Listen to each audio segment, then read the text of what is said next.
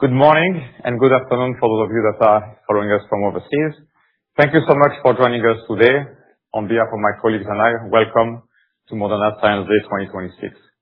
Before I start, let me remind you that we'll be making forward-looking statements. You can find those online after this question. Moderna's mission is to deliver the greatest possible impact to people through mRNA medicine. And since the beginning, we built an mRNA platform based on three key pillars of science. mRNA science, which is the mRNA molecule itself. Delivery system, how we get the mRNA molecule into cells. And very importantly, also manufacturing processes, where there's a lot of know-how that we developed over the years. But because mRNA is an information molecule, what is very exciting about this platform is we can create modalities, families of medicine that use exactly the same technology features so that we can replicate very quickly. As you can see on the pictogram on the right, we basically start with a leading product to go into the clinic as a sentinel programs to learn about the modalities. And when we have clinical signals, we can scale very quickly because we use exactly the same technology components. And that's what is exciting about the platform. And of course, you are all very familiar with three established modalities that we built over the years. An infectious disease vaccine modality with approved products under review, and also products that are in the clinic. An intramural modality going after cancer, and a rare liver disease therapeutics modality, all coming from the same mRNA platform. That established modalities is what we consider horizon number one, is driving the business today and in the coming years. But of course, we're working hard with the team to invent the future. And today, we want to talk to you about Horizon 2, the modalities that are today in a clinic, dosing patients, that we want to share with you some of those programs and what's coming next. And the other piece we want to talk about as well is Horizon number 3, the future modalities that the team is working hard at that we believe should be testing in human by the end of 2027 in the next 18 months. But we're not stopping there. David will also spend time talking to you later this morning about what we're doing with AI to keep learning faster and faster to invent the next generation and the next generation of modalities. And our AI strategy in science is based on basically two vectors. One is an mRNA technology vector that we will describe and talk about. And of course, there's a biology vector where we can leverage models that exist outside in the industry. So in a minute, David and Rose will come up to talk to you about MRED. And then Christine, Professor Church, and Sarah will talk to you about the cancer antigen therapy modality. We'll take a small break and then we'll come back. Lynn will talk to you about our T-cell engager modality. Then Sumana will talk to you about our EBV therapeutics in multiple sclerosis. Lynn will come back to talk about in vivo CAR-T for autoimmune disease. And then David will try to wrap it up to talk about what other exciting science he and his team are doing to invent the future modalities. I'll come back with a few slides to close, and then David, Rose, and I will take your questions. So with this, let me turn over to David and Rose. Thank you very much, Stéphane. So I joined about 3 or 4 months ago, and I think today you'll begin to see why I joined the company, why I'm really excited about the potentials here at Moderna. But first, why are we creating an MRED, Moderna Research Early Development? The riskiest stage in the drug development continuum is the early clinical phase. And why? It's because we need to adapt to data that emerges quickly, number one. And number two, teams need to be able to stop drugs that are not going to work, to accelerate drugs that have potential. And it's very hard in the traditional scheme for teams to do that on their own. And this is compounded when you have multiple layers of governance and levels between them and senior leadership. So based on my tenure of working at 4 companies, 2 large pharmas and now 2 biotechs, I think there are 2 major levers that can be done structurally to enhance rapid innovation. And number one here is creating an MRED leadership team, which is comprised of research, development, and CMC. And by the way, we include CMC because mRNA and lipid nanoparticle science is evolving as rapidly as our biology understanding, and we need to have CMC at the table as well. But we're having this MRED leadership team with no barriers or connections. The teams directly report into the senior leadership. And what this will do, as you see here, is it connects the senior leaders to the data directly. It allows us to accelerate decision-making that is fast, data-triggered, and very clear with no guesswork by the teams involved. It ensures that we have a dedicated focus on bringing innovation and this next generation. And very importantly, it enables us to make science-driven decisions to accelerate where necessary, but also to stop drugs that are not going to be promising. The second major structural element that should be done is to marry early clinical research, early clinical trial development with research. And I think there are two major reasons why it's important to do this. First, early clinical research is actually closer to basic science research. We're getting data based on patients. We need to interrogate the data, and we need to adapt based on what the data is telling us, as well as external data. In late phase, you don't want to do that. You design a phase 3 trial, and you do not want to react and change in a rapid fashion. The second reason, and I think this is inherent to the modality discussion that you heard, is we have these modalities with sentinel programs. And these sentinel programs are in the clinic, and you'll hear about them today. And these sentinel programs inform the other programs that share the same modality, whether it's T-cell engagers, cancer antigen therapy. You'll hear about it today. And so it's very important to make sure that the science, that the clinical insights we're making in early phase are rapidly translated into the research, and vice versa. The new insights we're making in research are embedded into the early clinical stage. So I think this MRID structure, which we are now rolling out, will help Moderna accelerate where necessary, but also stop programs that are not going to be promising. And with that, I'd like to call up Rose, who will talk more about the MRID portfolio. Thank you, David. So we wanted to share a little bit of insight into how we actually craft this early portfolio. And so the first thing to say is that we want every asset in our pipeline to start out with a competitive advantage. So we, as a portfolio strategy, look for applications where the use of mRNA and LNP platform technology offers a competitive advantage to start. That helps us advance differentiated programs. So for example, you'll see that we utilize multiplexing in our pipeline. And we specifically say multiplexing and not combination, because from a regulatory perspective, we are able to encode and deliver multiple proteins in one therapeutic, and it's not considered a combination. It's considered one potential drug product. You'll see this in the infectious disease vaccines that we already have licensed, and you'll see it in our early pipeline today in the form of our T-cell engagers. We also have an advantage in being able to express intracellular and transmembrane proteins, which of course are not truly accessible, for example, if you have a recombinant protein platform. Now you'll see demonstration of this already in our rare disease pipeline, which is advanced all the way through pivotal studies, but you'll also see it applied today for our in vivo CAR T program. And then, for example, on the T-cell response front, we know that our platform can generate very robust CD8 and CD4 T-cell responses. That's been well demonstrated through our INT, our individualized neoantigen therapy program. And you'll also see it today in multiple applications, both in oncology and now in autoimmune therapeutic space. So that's the first pillar of how we think about crafting the portfolio. We also think about how we're going to get the most leverage out of the investment that we make in R&D. And so we look for modalities where we can see multiple follow-on programs, where the learnings that David mentioned that we're generating in the clinic can help de-risk those follow-on programs. That lets us get the best return on our investment. So what you'll see is we'll start a modality, we'll bring an initial program into the clinic. We often use the term sentinel program for that first program. We learn about how our technology performs and whether the biology that we were hoping to access is performing the way we anticipated. When we see that, we feel like that modality is more de-risked and we're willing to advance more programs behind it at a faster pace. And then finally, this is the pretty early part of the funnel for our pipeline, so we like to keep quite a bit of diversity and balance.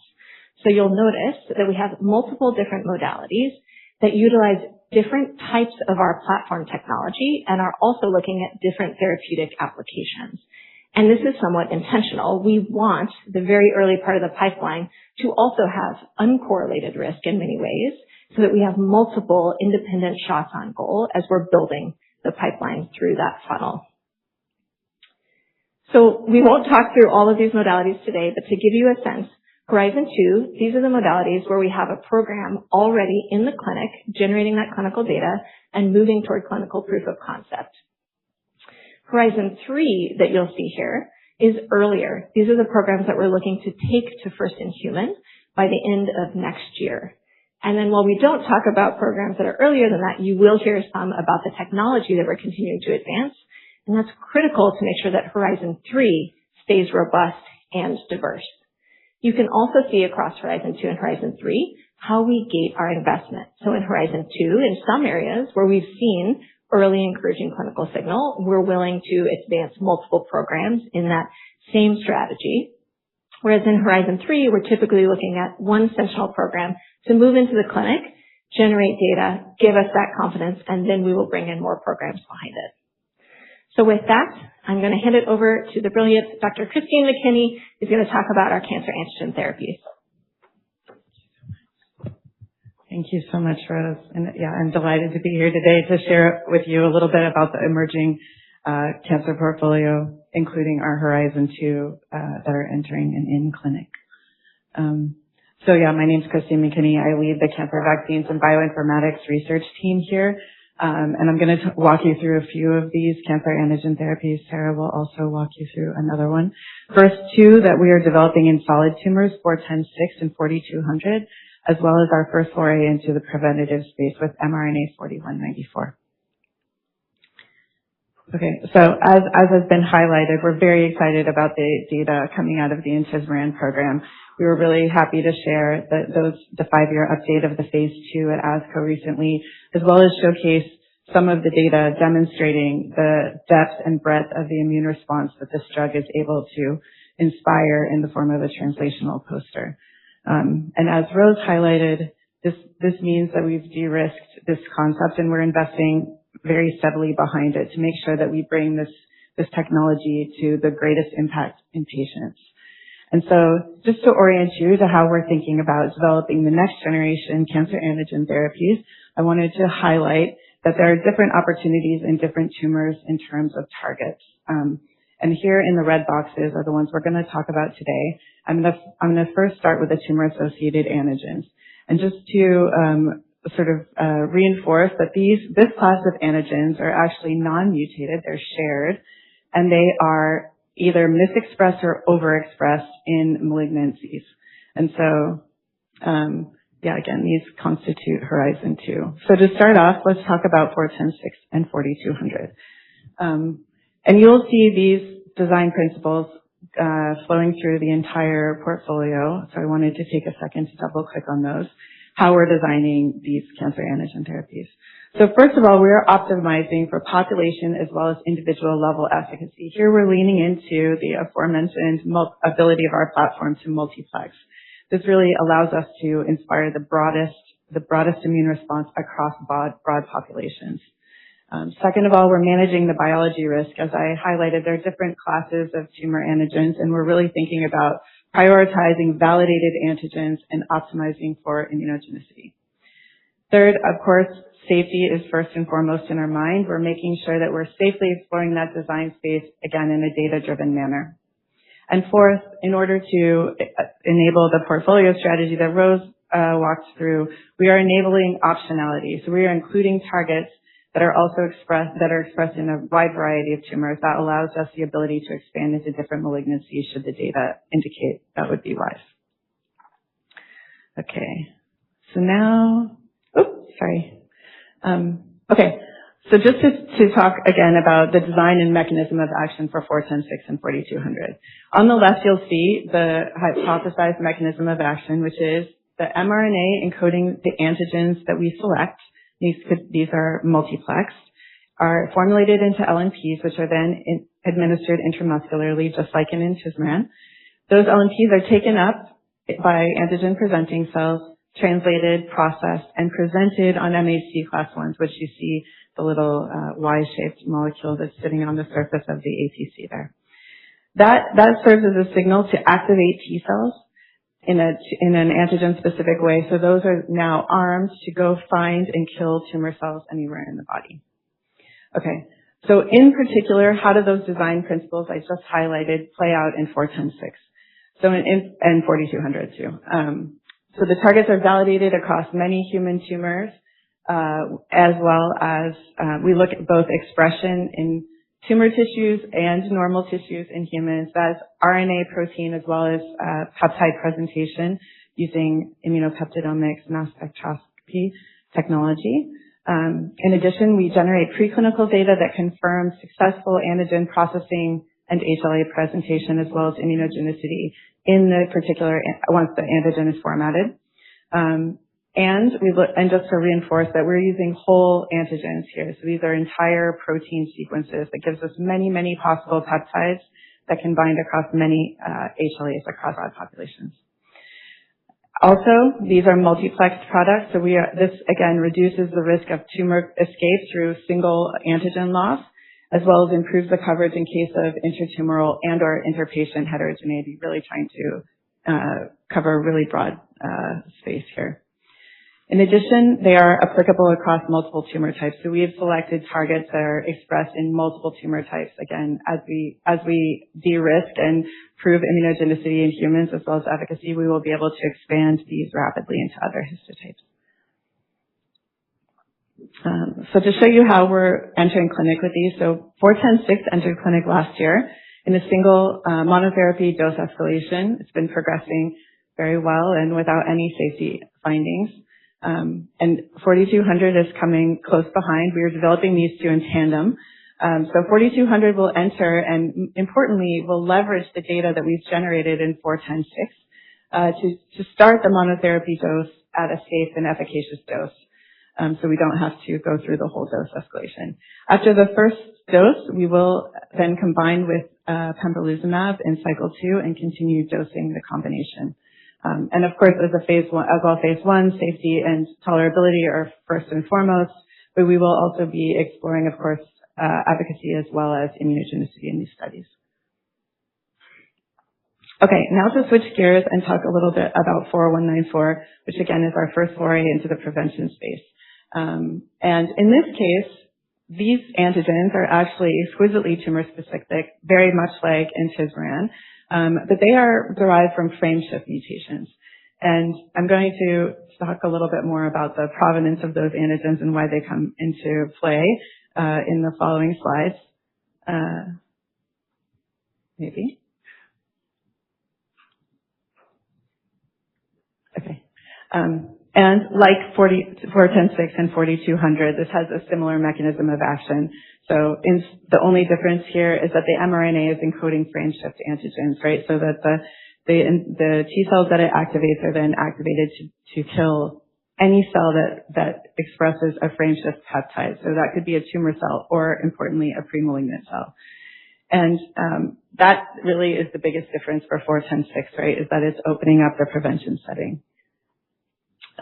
So in order to help you understand the context of Lynch syndrome, as well as the patient journey and what patients live through, we have the opportunity to hear Dr. Church explain that to you all. David Church is an esteemed collaborator. We're so lucky to have him on this program. He's really a world-renowned expert in this field. He's a physician scientist with numerous titles at Oxford, which you can see listed here. But I think, really want to reinforce that he is a person who's not only pushing the technology and the science, but he's also making sure that those are integrated into clinical practice in NHS and has multiple appointments to do that in a regional way. So without further ado.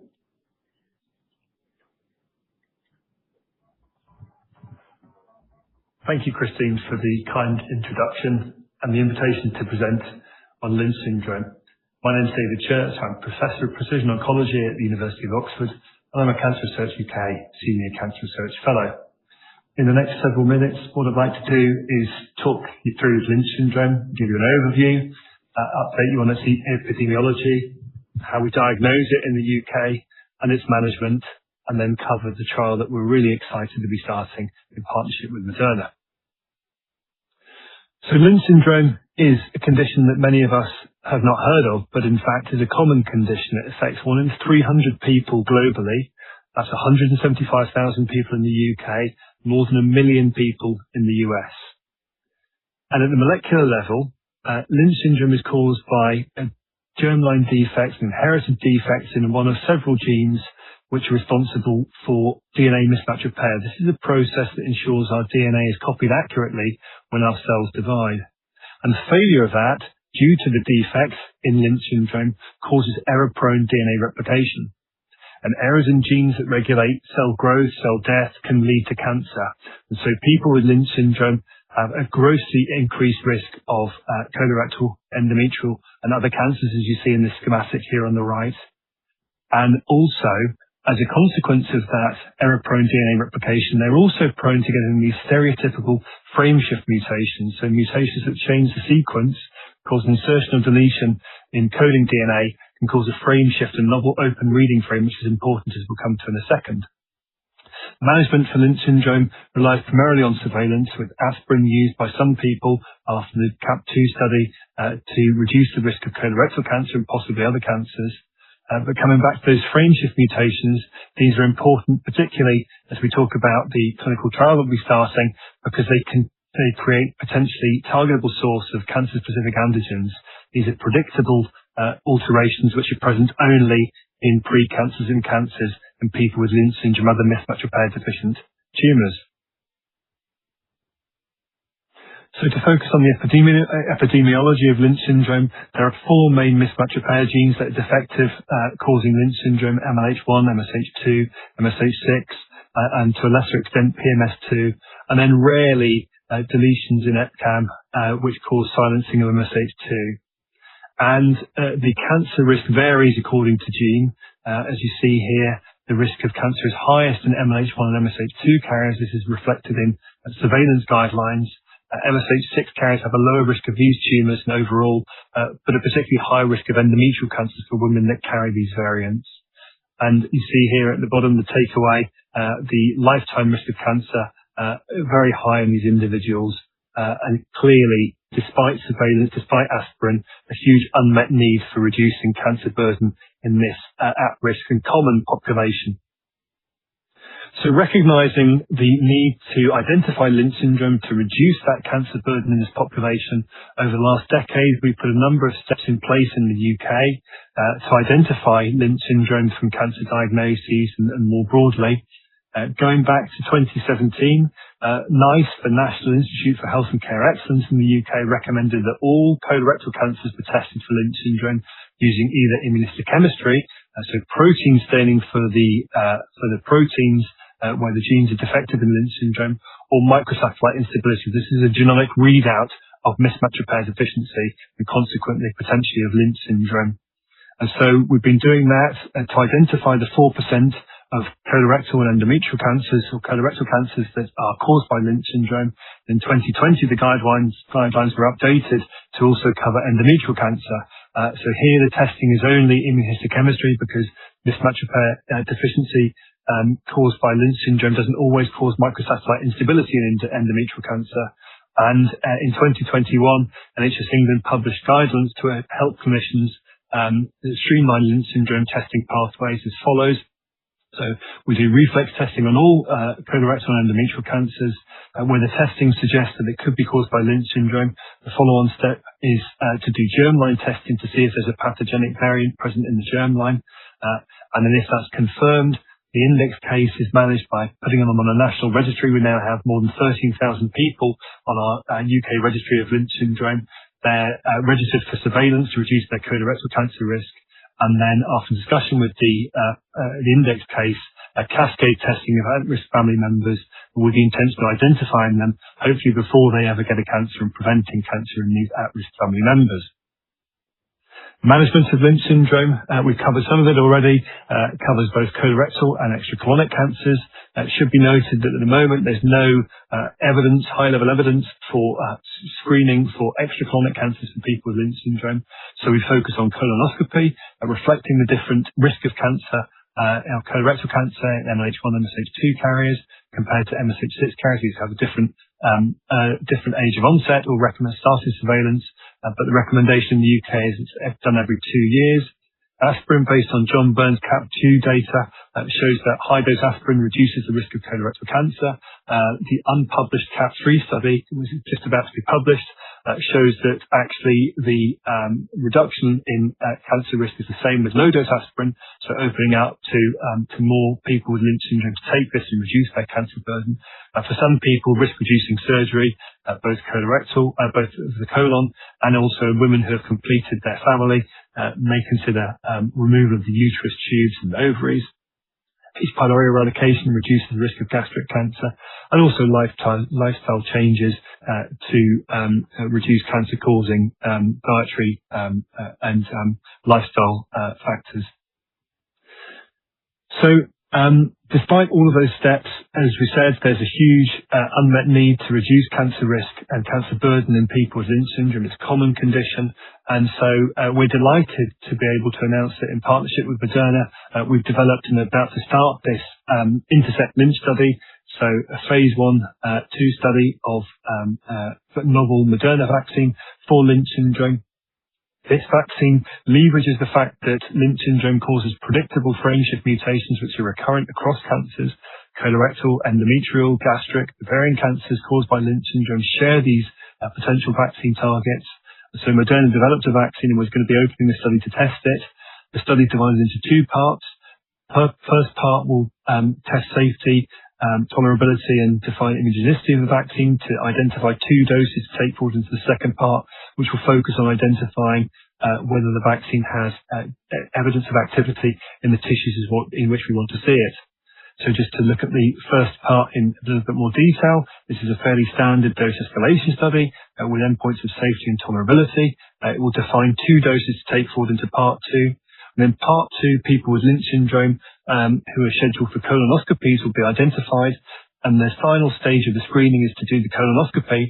And what we're going to do here is we're going to leave small polyps, adenomatous polyps, which we know are the subtype of polyps that become microsatellite unstable and develop the target frameshift that we're looking to target with the vaccine.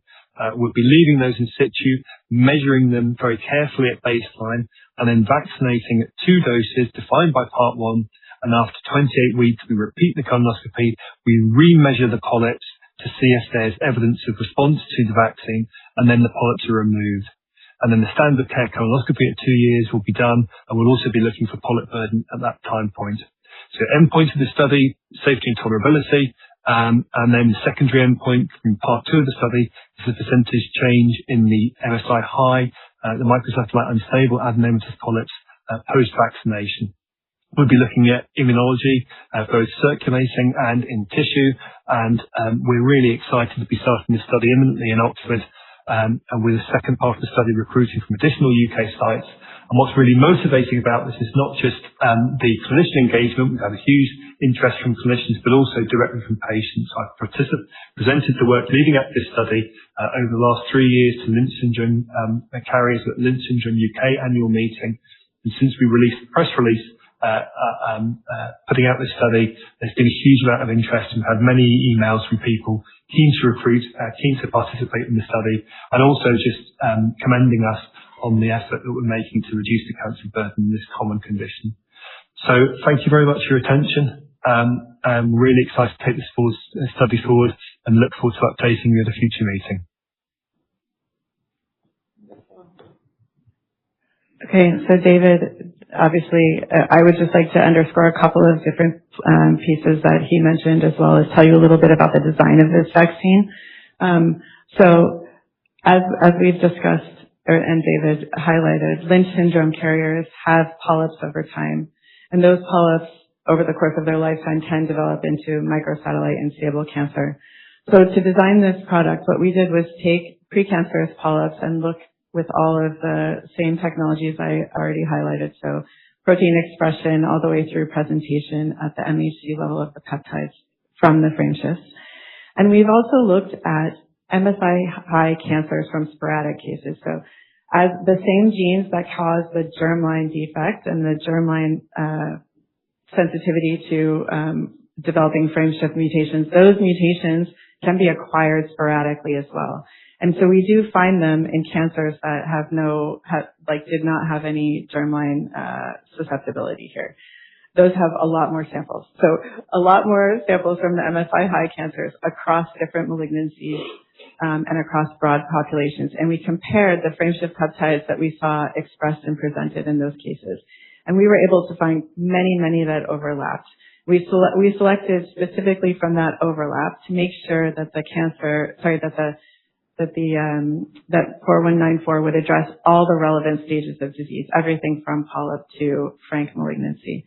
And in particular, we actually were able to incorporate 194, hence the name, 4194, 194 different frameshift peptides into this vaccine. So we really have extremely broad coverage, again, not only intratumoral heterogeneity across disease, across histologies, and across populations.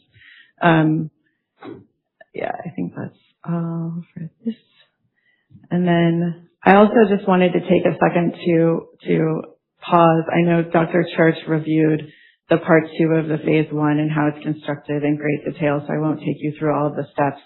But just want to highlight that this is quite an innovative design, and the goal here is really to make sure that we are learning fast, right? And that we are de-risking upstream of pivotal investments, and that we can iterate in data-driven ways. This sort of mindset is taken through all of the CAT trials, and we're leveraging these ideas across the CAT trials more and more, leaning into the translational data, because we know that if we can get this to patients, as Dr. Church said, they're hungry for it, and this could transform their lives. So with that, I'm going to pass off to Sarah, who's going to walk you through mRNA 4359. Thank you.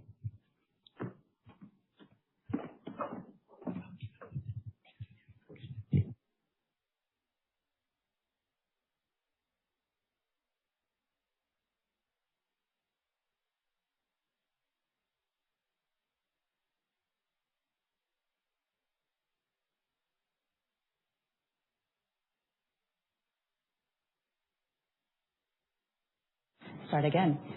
Hello, my name is Dr. Sarah Keidel. I'm the program lead for mRNA 4359, and it's my pleasure today to walk you through our program, including the exciting data that we presented over the last year at ESMO and earlier this year at AACR. So going back to this cancer antigen therapy schema that Christine talked us through earlier, we're now going to be focused on the top right-hand side of the figure at the tumor-associated antigen therapies. So mRNA 4359 employs the same mRNA and LNP technology base as the other cancer antigen therapies, but applies it to immune evasion proteins. And importantly, 4359 is the first of our cancer antigen therapies for which we'll have the opportunity to really unpick that product concept, looking at the scientific and clinical data as they emerge. So what is 4359? It is a lipid-encapsulated mRNA-based cancer antigen therapy encoding antigens of PD-L1 and IDO1. And these are proteins that are intimately involved with immune evasion by tumor. And we know that PD-L1 and IDO1 can be expressed by tumor cells, but importantly, they can also be expressed by immunosuppressive cells. And this gives 4359 a dual concept. So not only can it have the potential to induce T-cell responses to direct tumor cell killing, but it can also direct immunodepletion of the immunosuppressive cells that are protecting the tumor. And because this immune evasion mechanism is common to many solid tumors, it is possible that this product can be applicable across multiple tumor types, although we're starting with melanoma as a very rational first place to test the mechanism, given the intended backbone of IO. So you'll recognize this schema, this mechanism of action from the talk that Christine gave earlier on the cancer antigen therapies. And broadly, we have the same mechanism, but there is one point of difference due to the specific antigens that are encoded by the mRNA, the PD-L1 and IDO. So kind of skipping through, you know that the protein is translated and they get expressed. The T cells that are specific to IDO1 and PD-L1 then get activated. These mature, they expand, they go into the circulation, and then they enter the tumor microenvironment. And it's at this point where you get that potential of that dual mechanism. So those antigen-directed T cells will then work to destroy the tumor cells expressing these antigens, and also those immunosuppressive cells also expressing these antigens. And so over time, we would expect a rebalancing of that tumor microenvironment to a more immune permissive state. Now, this also gives us that impetus for the idea of the backbone of the checkpoint inhibition. So the idea of 4359 is that it really works as a target to induce those target-directed T cells. However, the idea of the checkpoint backbone is to release those further brakes on the immune system to maximize the potential of the mRNA-encoded product. So now to the data.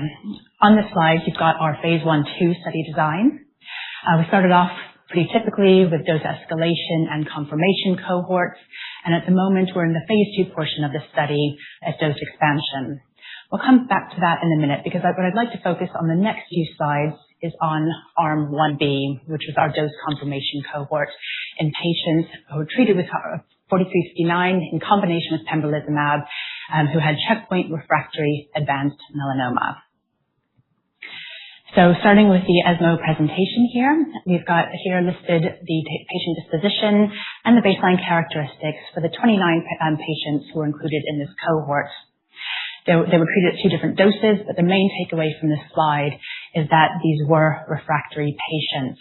All of them were checkpoint refractory, and there's a median of 3 prior therapies with a maximum of 8 prior therapies in this group of patients.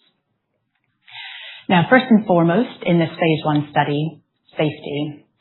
So mRNA 4359 in combination with pembrolizumab demonstrated a manageable safety profile. The majority of adverse events considered related to 4359 by the investigator were low grade, and they comprised of injection site reactions and localized self-limited systemic adverse events such as fever, fatigue, and also chills. There were no dose-limiting toxicities or grade 4 or 5 adverse events considered related to the 4359. Now switching to the pembro-related adverse events. These were very typical for the adverse events seen in the checkpoint inhibitors with IRAEs. But the overall, what we saw from this cohort is that it looks possible to combine 4359 plus pembrolizumab without getting unexpected safety signals. And this is something that, of course, we're watching out for as we expand our phase 1/2 study. So here we have the efficacy, and this is the part that really started to get us very excited. So what you'll see here on the left side of the slide is the efficacy table. And we're going to focus on all patients pooled across the dose levels. So you'll see that we had 25 patients who were evaluable for their tumor responses, and 6 of these patients responded, giving us an objective response rate of 24%. We even had 1 complete response. The median duration of response was not reached for these patients, and our disease control rate was 60%. So we were encouraged by these results already. As we mentioned, this is a heavily pretreated population, but we were really interested in understanding, are there any signals or any biomarkers that can help us point to which patients have a higher chance of response. So on this slide, you'll see the spider plot looking at the tumor responses over time. And what we've done here is color-coded the patients by their tumor PD-L1 expression. So in the red, we've got the PD-L1 positives, and in the blue, we've got the PD-L1 negatives. And what you can see really clearly here is that all of the responses occurred in patients who were PD-L1 positive. And indeed, these responses were enriched in that PD-L1 expressing population. So 6 out of our 9 patients responded, giving us a ORR in this subgroup of 67%, which we were very encouraged by. But of course, we wanted to understand a little bit more. Who are these patients? Are they on the lighter end of the treatment spectrum? What's going on with them, and what treatments have they had before? So on this slide, we've got the 6 patients treated who responded in each row.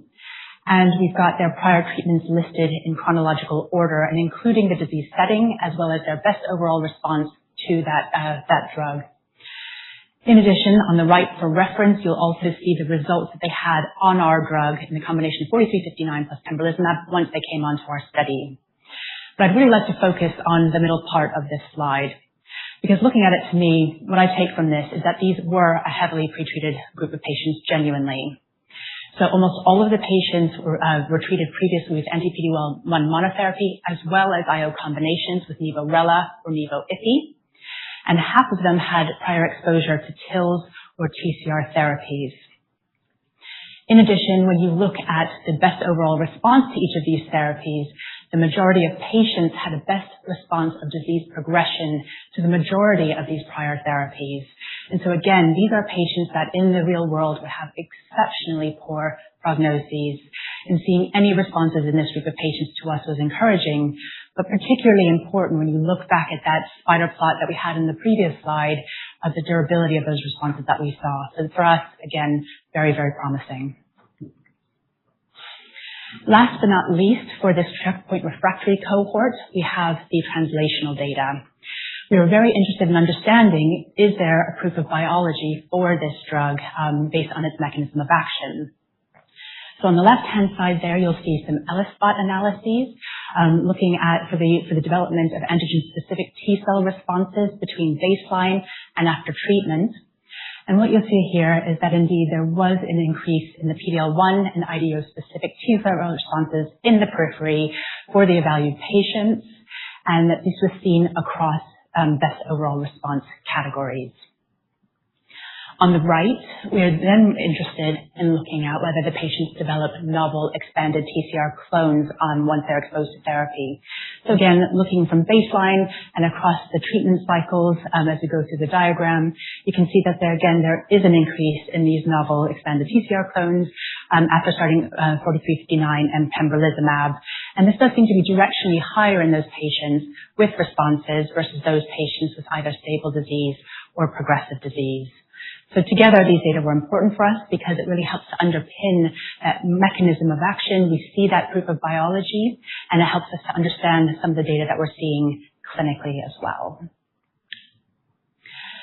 So based on these data, we expanded into another of multiple treatment expansion cohorts. And so we're looking at a couple of first-line melanoma cohorts with combinations of checkpoint inhibitors. We have further expanded our second-line and beyond melanoma cohort, looking at those patients specifically for good reason, who are PD-L1 positive. And we've also added a first-line non-small cell lung cohort and high PD-L1 expressors. But I'm going to focus at the top at our Arm 2A. And this was a small cohort treated with 4359 in combination with pembrolizumab in the first-line melanoma setting. And this is fully enrolled. We had results, and these results were presented at the oral plenary for AACR a couple of months ago. So here we have treatment disposition at a median follow-up of 54 weeks. 7 of the 12 patients had discontinued treatment by that point, 2 because of progressive disease, and 4 because of adverse events. 5 patients continued on therapy at this point. 4 had completed under 4359 but continued their pembrolizumab. 1 patient remained on the combination side of the therapy because they were pretty early in the treatment cycles. Here we have the baseline characteristics, nothing particularly unexpected. The majority of patients had an ECOG performance status of 0. The disease stage of the majority of patients was 4. About half of the patients had BRAF mutated disease. And this is a small but important, clinically relevant cohort for us, which we'll come back to in a few slides' time. We had 4 patients who had prior exposure to neoadjuvant therapies, 3 of whom had immunotherapy exposure in the form of nivolumab. So again, first the safety. Here you'll find nothing unexpected. These are, I think I skipped one. Yep. I think a slide has gone missing, but yeah, needless to say, the 4359 related adverse events, they were all low grade in these 12 patients. The most common were those fevers, chills, pyrexia, and fatigue, as you'd expect from innate immune activation after administration of an mRNA product. Pembrolizumab-related adverse events, as determined by the investigators, were predominantly low grade. The most common I think that's just gone awry. I'm so sorry. It looks like that's pembrolizumab, but that's the 4359. This is now the pembrolizumab. So the majority, the most common adverse events were fatigue, nausea, increased amylase, diarrhea, and pruritus, as expected for anti-PD-1 monotherapies. About a third of patients had high-grade events, and these were pretty typical for immune-related adverse events that occur with checkpoint inhibitors. So again, based on a small number of patients, we're not seeing any signals that there are unexpected safety events occurring with the combination, but again, we continue to monitor carefully. Now to the efficacy. Here on this efficacy table, we've got all the participants on the right-hand side, and in the middle, we've also looked at the subgroups by PD-L1 expression, because based on the checkpoint refractory data, we were very interested in understanding what happened by PD-L1. So looking at all participants first, you'll see that 10 out of those 12 patients responded, including 2 patients with CRs. Median duration of response was not yet reached. Now looking at the small subgroup of patients with PD-L1 positive and negative expression, you'll see that we were very encouraged to see that there were responses across PD-L1 expression. So we had 2 out of the 3 patients who were PD-L1 negative who responded to therapy.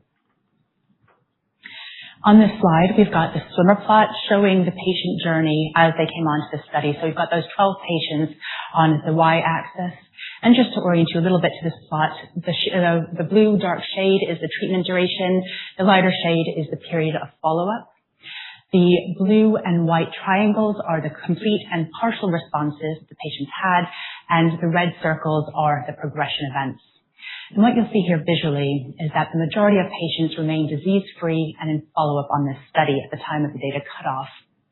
We had 3 progression events, 2 of which contributed to the PFS results because one of them, per the pre-specified statistical analysis plan, was censored because of multiple missing tumor scans.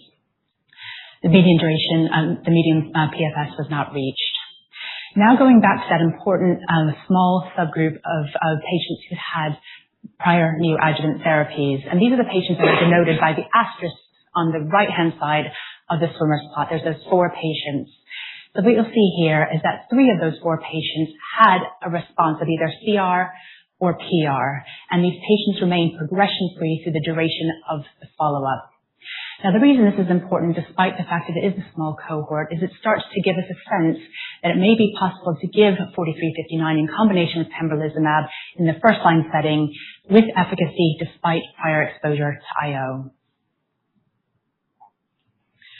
Now, in this slide, it'll look in some ways very similar to the one we saw in the checkpoint refractory disease with that spider plot. We've got the reduction in tumor target lesions over time. On the right-hand side and on the left, we've got the waterfall plot, again colored by PD-L1 expression with the positives being in red. But the main point of difference that is quite striking on that spider plot compared to the one we saw earlier is just that the majority of patients here are responding, and again that you do see those responses in the patients with PD-L1 negative disease. What looks similar is the translational data. So here we have the translational data from the first-line cohort, and again we see biological activity demonstrated both by the development of IDO1 and PD-1 specific T-cell responses, as well as the novo clonal expansion of those T-cells. So again, very nice to see this based on the mechanism of action of the drug. So in conclusion, we were very heartened by these data. We now have data that the combination of 4359 plus pembrolizumab may have a manageable safety profile and also may have evidence of biological activity in these patients with both refractory melanoma as well as treatment-naive advanced melanoma. In terms of efficacy, we saw durable responses in both. Of course, it was higher in the first-line setting, where we actually saw that it was regardless of PD-L1 expression, while the responses were enriched in the PD-L1 positive patients in our checkpoint refractory disease. So based on these data, as we mentioned, our phase 2 extension cohorts are ongoing, and these should help us to elucidate our strategy in terms of ideal treatment setting, in terms of our preferred combination partner, and also in terms of our biomarker strategy. And we also are eagerly anticipating the results in the non-small cell lung cohort. So with that, you've bared with me through a lot of data, but thank you so much for your attention, and we now break. Thank you.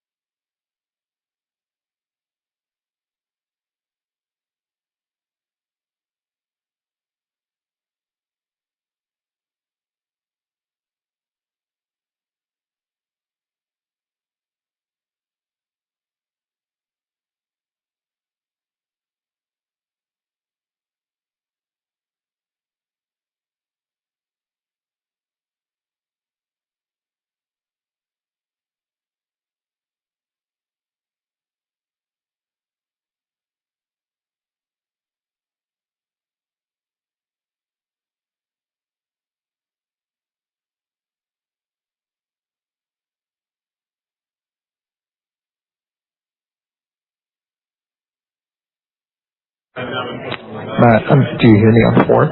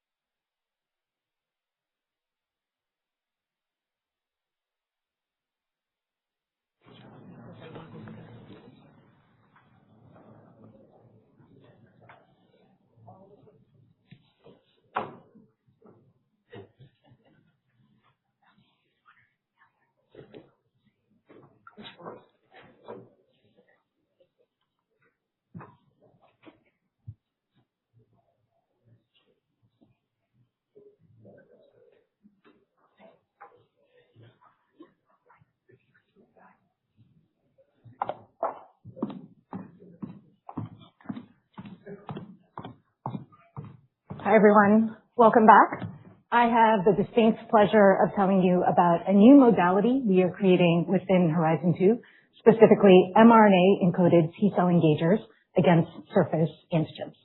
And so T-cell engagers, as you know, are a well-established class of medicines with 10 FDA-approved products. T-cell engagers are a great demonstration of how we use MRED principles to build modalities. And so I'm going to walk you through our platform differentiation within this modality, walk you through also about how we think about our Sentinel, our first application, and how that de-risks follow-on programs, and then also about how we think about the depth of the well, follow-on programs and diversification of the follow-on programs thereof. Now, unlike cancer vaccines, cancer antigen therapies, therapeutic vaccines, where we use our platform technology to train the immune system, specifically T cells, to go and hunt their target. T-cell engagers, as you know, are bispecific antibodies that physically direct T cells to tumor cells to unleash killing activity of those T cells on tumor cells. Now, you probably know that T-cell engagers are conventionally recombinant antibodies. And you're probably wondering, well, what's our differentiation there? And so I'm going to come back to a point Rose and Christine made, which is on multiplexing. And so here for T-cell engagers, we really lean into our ability to multiplex. So in a single drug product, we have multiple messenger RNAs encapsulated in lipid nanoparticles. Again, that is considered a single drug product. And we can produce multiple T-cell engagers all at the same time. Why that becomes advantageous is because we can go after multiple tumor targets and thereby overcome some known resistance mechanisms for given histotypes. So inter and intra-tumor heterogeneity specifically, and also antigen escape, which is a well-described phenomenon for certain histotypes. On top of that, for T-cell engagers, we can think about tumor biology and really, again, resistance mechanisms, and also include T-cell engagers that encode co-stimulatory molecules. So not only directing T cells to kill tumors, but also providing molecules to improve the fitness of T cells. Now, we're going to talk about the modality with respect to surface antigens, but we also are working on this modality beyond surface antigens against intracellular antigens as well. So for our Sentinel application, we always try to minimize biology risk because this is the first time we're taking our platform technology into a new area. And so when we looked at T-cell engagers, the optimal Sentinel application from our perspective was going after multiple myeloma, where you already have a bunch of clinically approved T-cell engagers and other T-cell engagers showing great anti-tumor activity in clinical development. And so there, the thesis was we could encode multiple T-cell engagers all at the same time against clinically validated tumor-associated antigens. We use our technology, so we use our systemic lipid nanoparticle, where we have a ton of repeat dosing clinical experience in patients with devastating rare diseases, over 80 plus patient years. And we leverage that technology for oncology. And I'm going to walk you through that Sentinel application momentarily. Beyond that, once we get an encouraging clinical signal from our Sentinel application, we can learn and we've ungated and de-risked follow-on programs. And so here, our follow-on program, we wanted to move from multiple myeloma, a hematologic malignancy, and really go towards solid tumors. You probably know that the 10 FDA-approved T-cell engagers, 8 of them are for heme malignancies, and 2 are for solids. Solids have certainly been far more challenging. And we're up to that challenge. And we're excited about using our technology to encode not only the kill T-cell engager, but also provide that co-stimulatory signal to enhance T-cell function to have greater anti-tumor activity against solid tumors. Now, coming back to diversification within a modality and then broadly across the portfolio, I already touched upon our first application. We go after kind of what we know the signal should look like in myeloma, in a liquid tumor, and then venturing into ovarian cancer, where there are clinically validated tumor-associated antigens and we understand some of the tumor biology resistance mechanisms, particularly around the tumor microenvironment and its hostile immunosuppressive environment. Okay, so the Sentinel application is mRNA 2808. And this Sentinel application is a multiplex product. It encapsulates 4 different messenger RNAs that encodes 3 distinct T-cell engagers against clinically validated tumor-associated antigens. You recognize those antigens, I'm sure, BCMA, GPRC5D, and FcRH5. Now, our differentiation with respect to multiplexing also is because it's a single drug product, we don't have to show contribution of components for each of the T-cell engagers. And so if we were working on this with recombinant antibodies, we would have to follow a more traditional drug development path, where for each specific recombinant bispecific antibody, we would have to conduct a non-clinical program, manufacturability assessment, clinical development program for each T-cell engager, and then combine them. Because 2808 is a single drug product, we can advance this as a multiplex product, as Rose was saying. It's not a combination, it's a multiplex product. And we can advance it through preclinical, non-clinical, and currently we're dosing in phase 1/2. By the way, we haven't been asked a single question about contribution of components from the FDA. And I think that's incredibly exciting as you think about the multiplexing potential for T-cell engagers as a class of medicines for messenger RNA.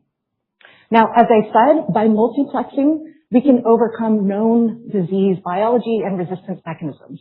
And so for myeloma, we know that there is significant both inter and intra-tumor heterogeneity. But also, very importantly, we know that these antigens upon treatment can escape. They'll mutate and they will escape. Patients will stop responding. And so by going after multiple targets, we should be able to overcome both the tumor heterogeneity, but also the antigen escape. And in fact, the investigators that we're working with are really excited about the potential here of going after these clinically validated tumor-associated antigens all at the same time. Okay, so as you know, the first generation of T-cell engagers are really focused on what we call monoplex. So single target, single T-cell engagers. Of course, you have actually approved BCMA T-cell engagers and approved GPRC5D T-cell engager for multiple myeloma, and they're effective. The second generation, companies are starting to combine those T-cell engagers together. Sometimes they are separate T-cell engagers. Sometimes they are novel multi-specific antibody formats that can be difficult to manufacture. And you have a variety in clinical development and also preclinical development. 2808, to our knowledge, represents the first time any drug product encodes 3 T-cell engagers all at the same time. And so the multi-specific that others are working on typically are focused on 2 tumor-associated antigens. Here, we don't have to resort to a fancy multi-specific antibody format. We can use actually an antibody format that we designed specifically for ourselves, for our technology, and we multiplex. We can include multiple messenger RNAs so that we can encode very functional, very well-behaved molecules all at the same time. And so I'm going to walk you through some of the preclinical data that we showed at ASH about a year and a half ago. First, showing you that the 2808 encoded T-cell engager proteins are all incredibly potent. And so what I'm showing you here is in vitro data. When we look at binding of the T-cell engagers to their respective targets, they are in nanomolar binding affinity, so these are very potent binders. When we look at killing activity, cytotoxicity, against the respective tumor cells that express the respective targets, we are in the picomolar range, so very, very potent. And then when we do a mix and match of the various tumor cells that have their respective tumor targets, as you can imagine, by multiplexing, by including multiple of these T-cell engagers, we achieve greater killing than simply going after one of these targets by itself. Now, importantly for us, monkeys represent a highly translationally relevant species. And that's based on all of our platform experience in advancing different medicines from preclinical, from monkeys to patients. And what we showed in monkeys was definitively preclinical proof of concept, where we took 2808 And we evaluated both single and repeat dose administration studies in monkeys, both to assess pharmacology, but also we conducted repeat dose GLP toxicology studies as well. And what we're showing you on the left-hand side is that after a single dose administration, both intravenous administration and subcutaneous administration, that we see really nice dose-dependent expression of the T-cell engager protein. Now, I'm just showing you one of the exemplary T-cell engagers. This is against GPRC5D. By the way, you can note the EC50 dashed line. That's from the cytotoxicity. That's how potent the molecule is. So we are well above what is therapeutically relevant, even at these very, very low doses. But what you'll notice from the protein expression kinetics is we actually don't hit the Cmax until about 1 to 2 days later. And that's exciting for us because if you think about how the T-cell engager field has evolved, as you probably know, they have shifted from IV administration to sub-Q. And that really was to flatten out the protein exposure curve because you were having CRS, cytokine release syndrome, that was a Cmax-driven event. So they flattened out the curve. Well, we're excited because actually our IV administration looks much more like a sub-Q curve from a recombinant protein. We're also excited because you can see from this plot, we can sub-Q administer 2808 as well. And in fact, we actually included sub-Q administration as part of our non-clinical program, and we intend to evaluate sub-Q administration in the ongoing phase 1/2 study. Okay, so on the left is we can make TCE protein at very therapeutically relevant levels. Now we know it's functional also because when we look at on-target pharmacology, specifically depletion of target-expressing cells, specifically we're showing you here memory B cells. Again, these T-cell engagers are very, very potent. And so what you'll see is after a single dose administration, we have very significant depletion of target cells. This is only a single dose, and the rebound is approximately 2 weeks later. And so in monkeys, we've shown that we achieve good tolerability to enable the first-in-human study. We actually had a massive safety margin heading into the first-in-human study. That we can encode functional and therapeutically relevant levels of T-cell engager proteins of all 3 of them. And we've demonstrated on-target pharmacology. And so with that, we have an ongoing phase 1/2 study in advanced multiple myeloma. And so the patient population is relapsed and refractory multiple myeloma. They're triple-class refractory, and so they've been exposed to proteasome inhibitors, immunomodulatories, and anti-CD38. We are currently in dose escalation, where the primary endpoint, of course, is safety and tolerability. And our secondary endpoints include PK, pharmacodynamics, and also anti-tumor activity, specifically response, duration of response, and progression-free survival. And so we are really encouraged with the ongoing phase 1/2 study, and we look forward to presenting findings and results at an upcoming medical conference. So with that, based on the encouraging signal that we've seen to date in 2808, we've actually ungated advancing our follow-on program, which is 2151 for ovarian cancer. And here again, we diversify, we take more biology risk as we advance the follow-on program. And actually, the follow-on program, 2151, uses the same T-cell engager antibody format as 2808. And so with 2808 having that encouraging signal and being able to show repeat dosability, et cetera, safety, we can apply those learnings to 2151. Where 2151 is a similar idea to 2808, so it's a multiplex T-cell engager product, single drug product. It encodes, in this case, 2 T-cell engagers that kill, the so-called signal 1. And these are against 2 clinically validated tumor-associated antigens for ovarian cancer.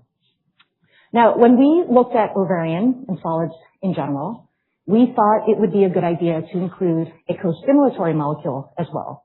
Again, because of the hostile immunosuppressive tumor microenvironment, and also that many of these patients, unfortunately, as a consequence of that tumor microenvironment, can have poor T-cell fitness and function.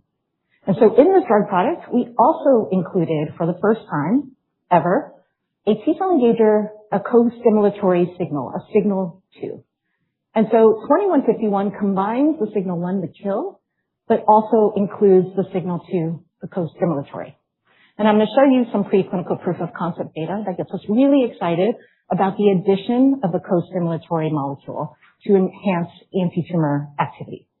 Now, finally, I'll just note that by design, the antibody formats, the molecules we're encoding, of course, messenger RNA being an information molecule, it's a very plug-and-play format.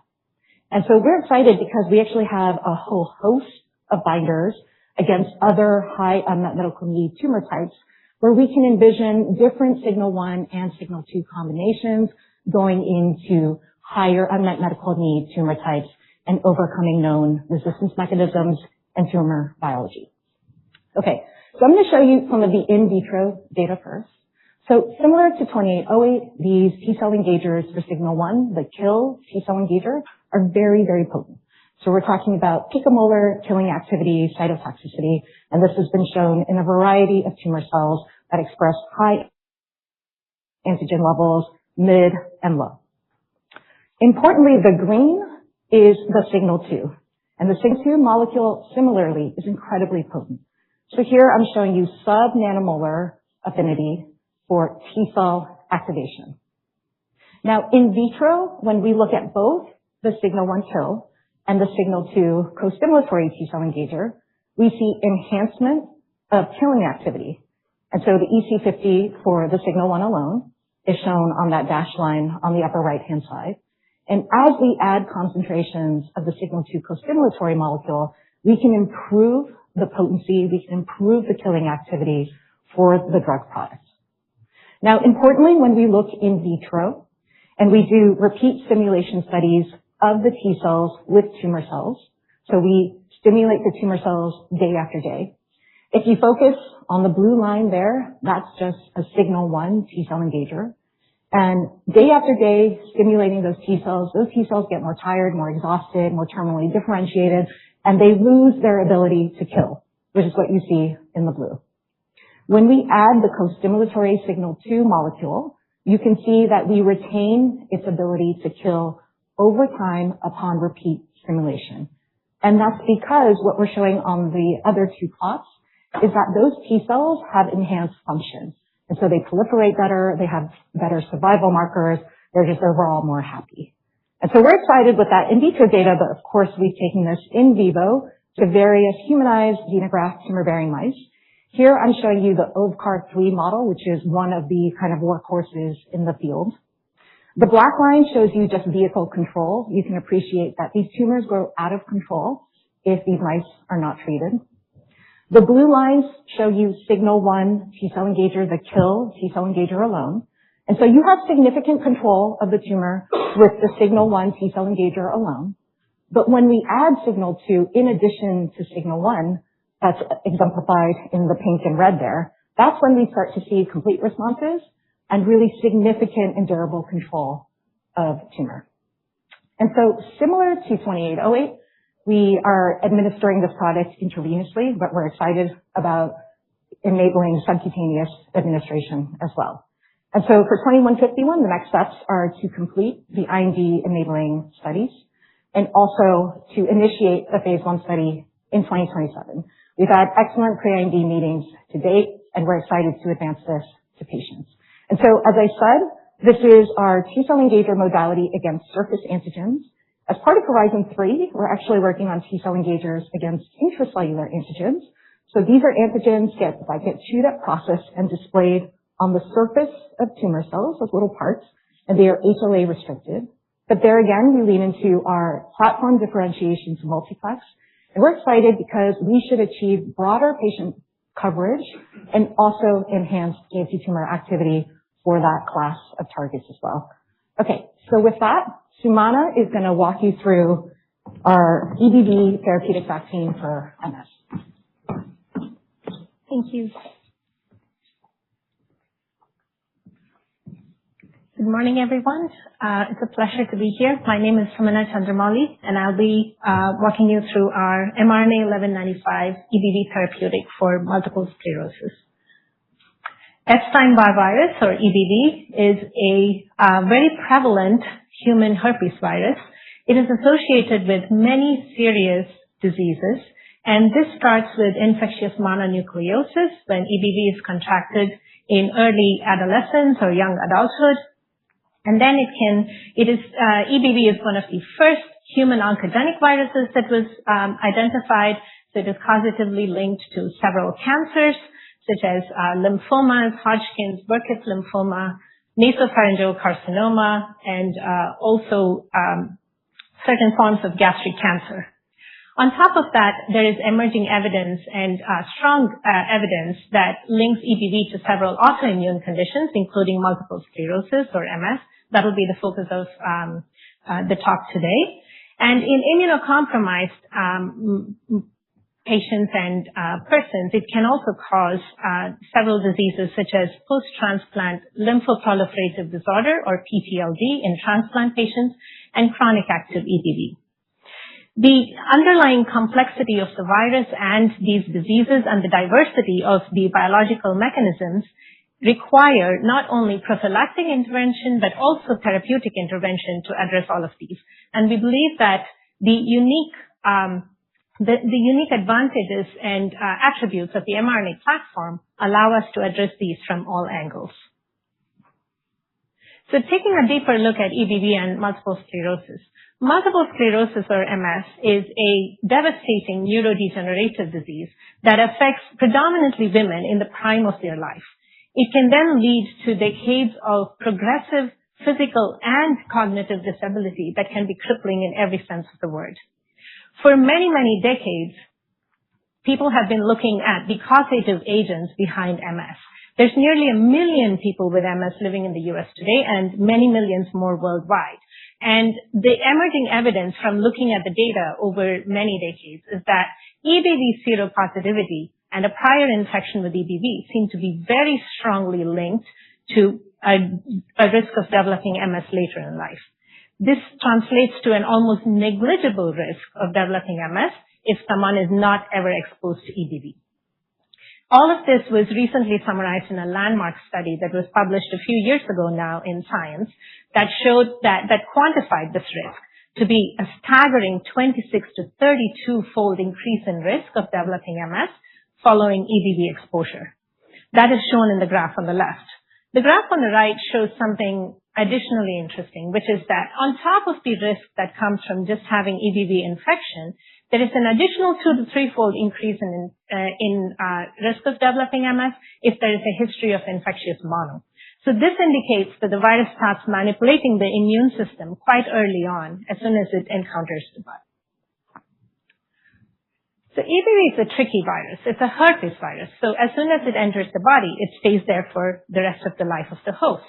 It bounces between forming active viral particles, which is known as lytic replication, and going into a very quiet immune evasive state known as latency. And it goes into a latent state in the B cells of the immune system.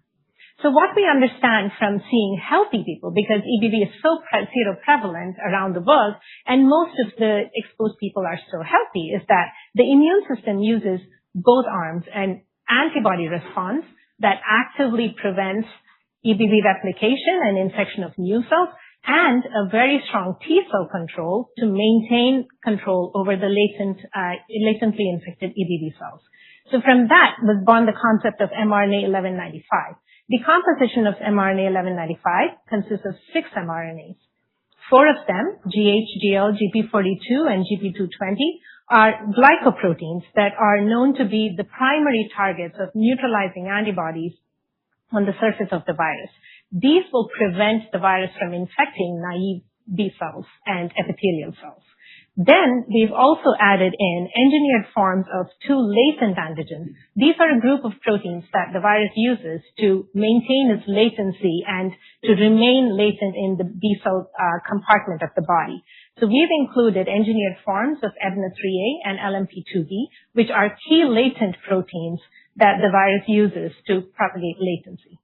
We are starting out with testing this in multiple sclerosis because we believe that immune dysregulation often by EBV may be one of the underlying mechanisms that EBV uses to not only trigger the disease but also to drive it forward. We also envision that other conditions like PTLD that might require a combination of antibody and T cell responses, in order to prevent the condition from occurring might also benefit from this composition. So we started out by testing mRNA 1195 in healthy seropositive adults, and we wanted to de-risk the immunogenicity of the product before going into the vulnerable patient population. So the phase 1 part A was designed as a randomized observer-blind placebo-controlled study. We tested different ratios of the antigens in order to get the ratio right. So we have 2 different compositions of 1195 in this trial. We also included our mRNA 1189, which is a prophylactic vaccine for EBV against infectious mono that we are developing.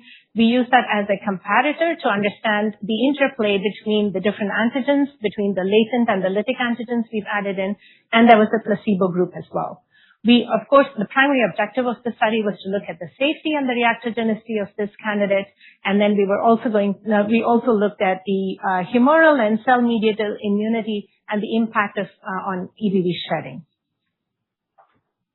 So to share some of the early data we have here, this is the reactogenicity profile of mRNA 1195. As we can see, the top panels show the local reactogenicity and the bottom panels show systemic reactogenicity.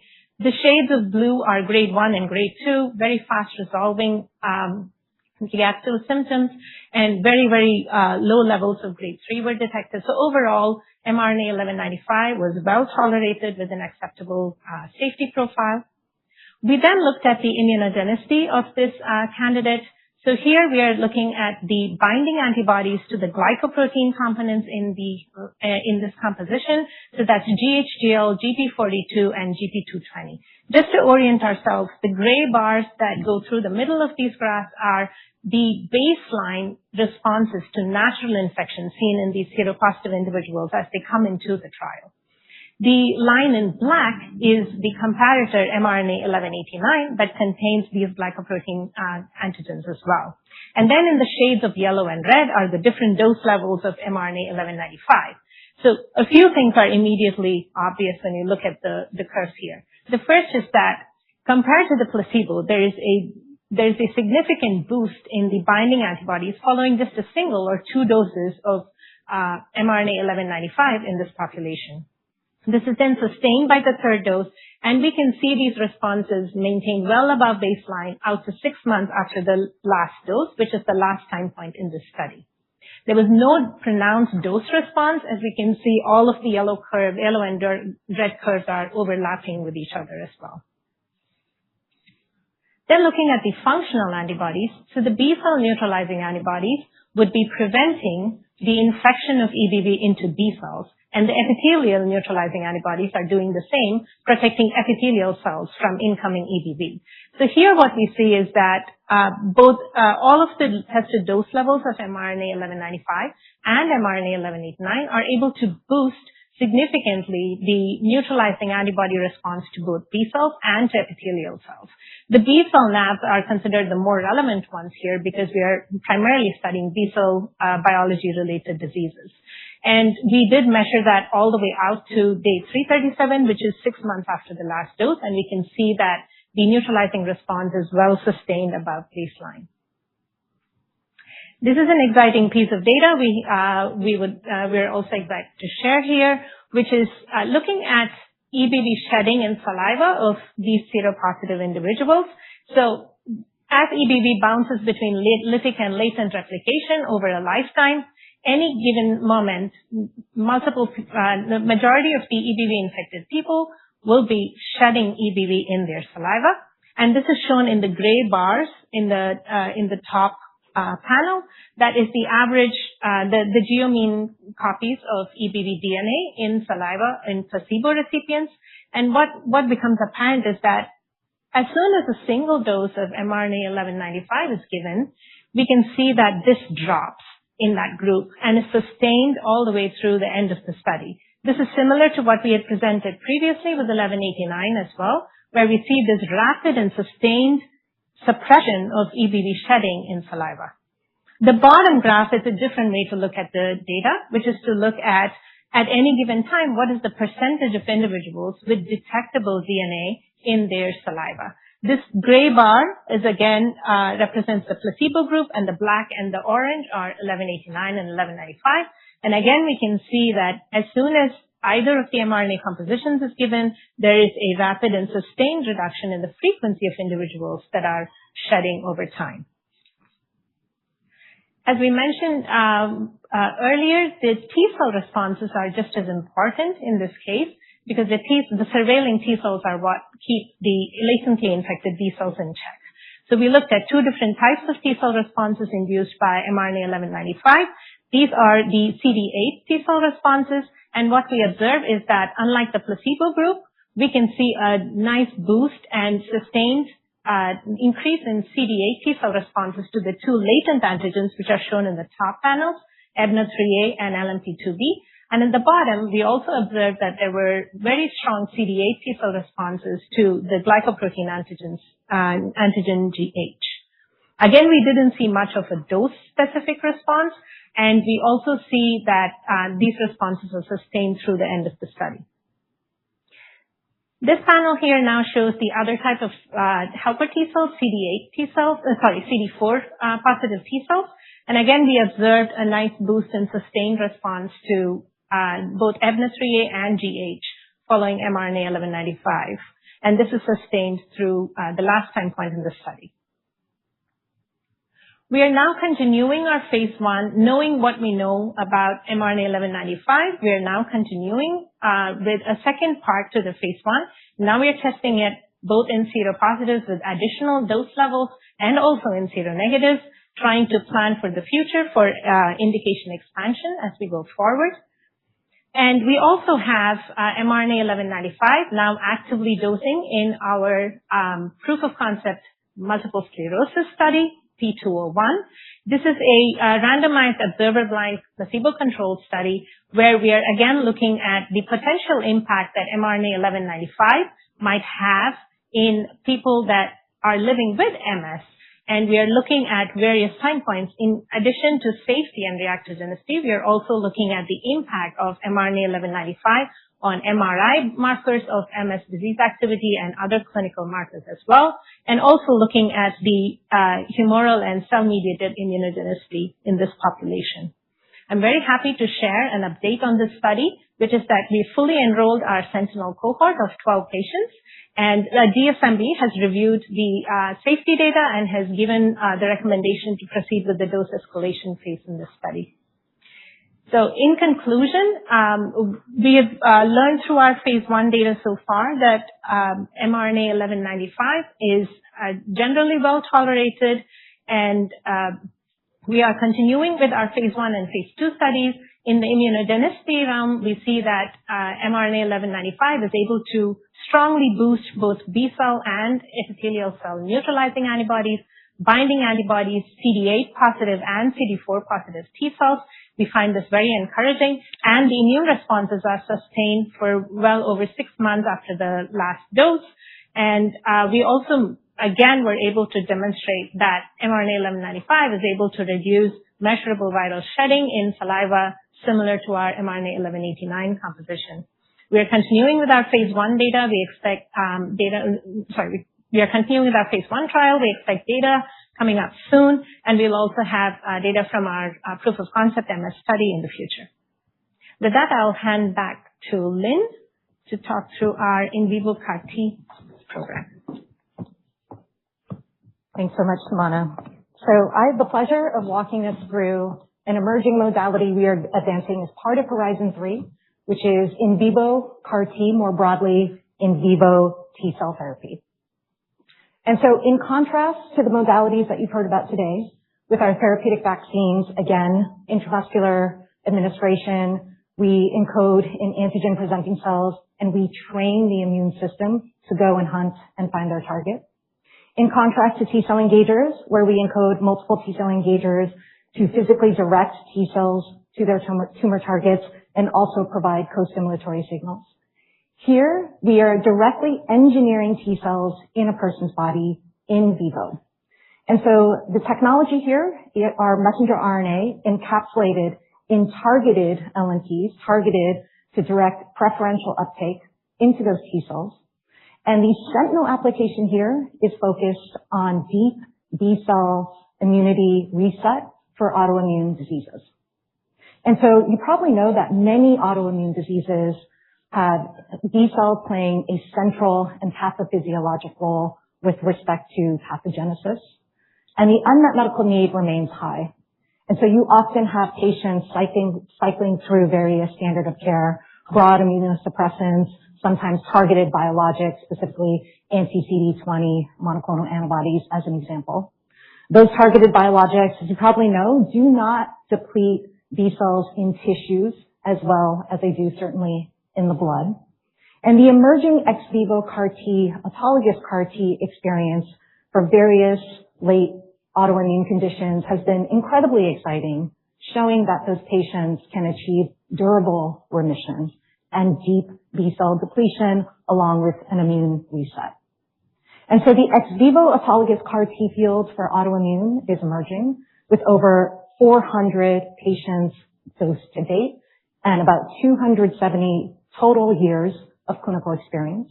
What we're really excited about for ex vivo CAR T as well is by going after deep B-cell depletion in blood and tissues to achieve that immune reset. What we're seeing are encouraging signals across a variety of autoimmune conditions. So you can see here for lupus, for myasthenia gravis, for scleroderma, myositis, and so on. And really encouraging rates of durable remission.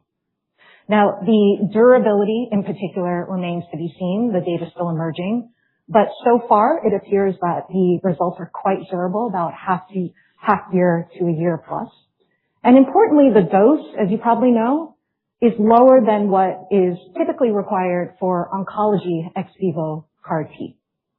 The persistence of those T cells in particular seem drastically shorter for autoimmune patients than what's observed for oncology. And so in autoimmune patients, they typically persist for several weeks, versus in oncology, you will typically see them last for months up to several years and correlated with clinical outcomes. Now, what's been incredibly exciting as well as the tolerability, with low-grade CRS and neurotoxicity observed across patients and really manageable tolerability, particularly with respect to infection risk, which is an on-target pharmacology consequence.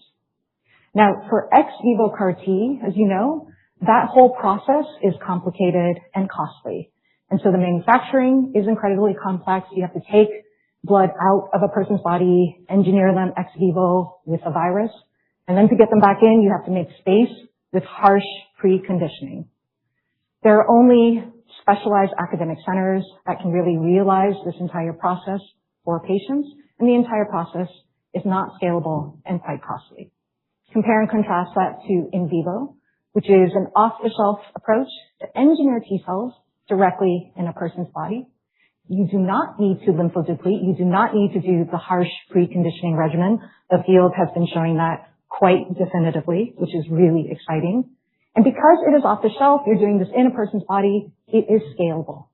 And additionally, it is transient, which confers tolerability attributes for this drug product. And so in vivo CAR T, in contrast to ex vivo CAR T, where you have a single dose administration and those T cells kind of persist for several weeks, we think with in vivo CAR T, with transient expression of those CARs in T cells, we can give a limited number of repeat dose administrations. And with a concomitant deep B-cell depletion in blood and tissues, we should see a concomitant decrease in disease activity, hopefully resulting in durable remission. Now, when those B cells reconstitute or rebound, as you know, the immune system has been reset, and so they will reconstitute with a naive phenotype. And so this modality exemplifies another area in which we take MRED principles to build not only the sentinel application, which has huge value for patients across many different autoimmune conditions, as I just showed you, but also take the same technology and apply it in other aspects that we can go into, such as oncology and T-cell reprogramming. So we are advancing our lead nominated candidate, 6007, that we affectionately call 007. And we selected this based on comprehensive screening of various targeted LNPs optimization, and preclinical evaluation. It's built on the foundation of our platform, which we have extensive experience both from a clinical perspective and manufacturing. And the LNP, the base particle that we use for the targeted LNP, is actually the same LNP that we use for T-cell engagers for our rare disease programs as well. Now, we actually had screened multiple base particles to evaluate them actually in monkeys before selecting this base particle. But just to reiterate, this is an LNP where we have 80 plus patient years of repeat dose clinical experience in patients. We understand the safety profile, we understand the repeat dosability, and importantly, we know how to manufacture and scale this particle. Now, the LNP has to be decorated with a targeting moiety to really facilitate and preferentially drive its uptake into T cells.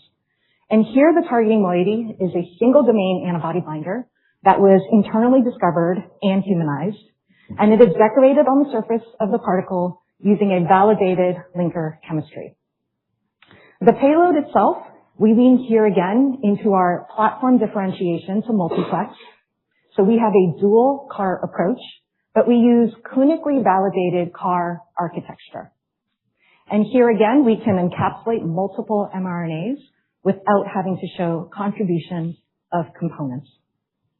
Now, 007 is our Sentinel application, as I said. I'll walk you through some of our really encouraging preclinical data, and we are advancing this rapidly into the clinic, where we will evaluate a basket of B-cell mediated autoimmune conditions, including lupus, but other autoimmune conditions as well. But beyond that, we're taking the same targeted LNP because it gets into T cells, and we want to explore applications for oncology as well, using both mRNA transient payload, but also working on gene insertion so that we can have integrating technology as well. Beyond that, the team's kicking around clever ideas with respect to T-cell reprogramming and what we can do broader with this targeted lipid nanoparticle. Now, our points on differentiation for in vivo CAR T are twofold. Number one is on the platform in manufacturing, and number two is on the product. On the product, on the platform in manufacturing, the platform's built on validated technology. So we have extensive experience, of course, with the messenger RNA. I will note that the messenger RNA includes a chemical modification on the 3' end of the molecule to extend the half-life of messenger RNA. So we have greater exposure, greater half-life of the encoded CAR.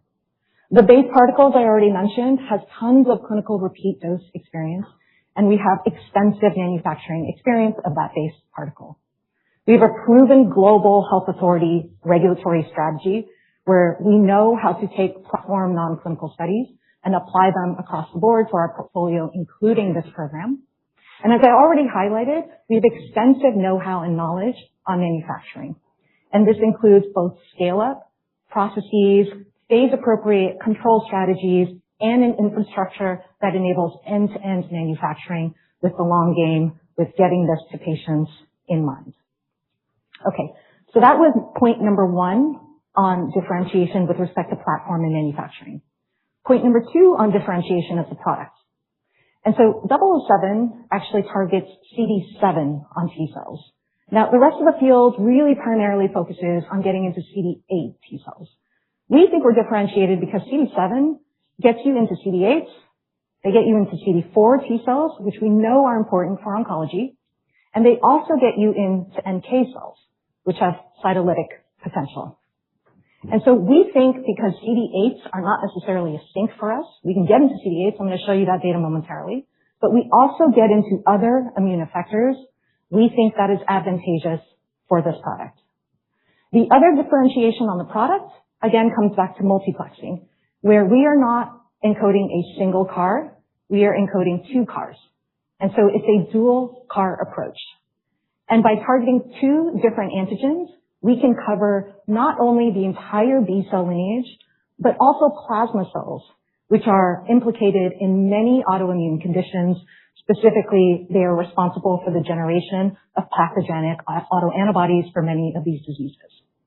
And so, but we think by targeting a broader immune effector cell population, in addition to the dual CAR strategy, we should achieve greater biological performance, greater reset, and hopefully durable remission in patients.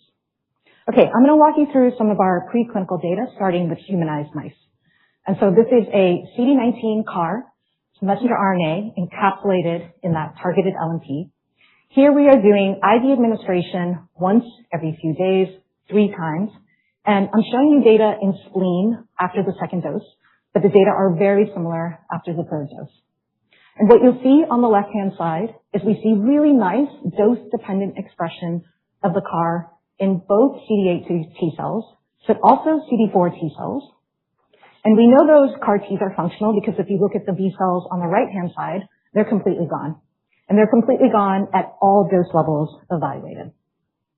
Now, importantly, we have taken the product into monkey studies, several monkey studies, where for us, again, monkeys are a highly translationally relevant species.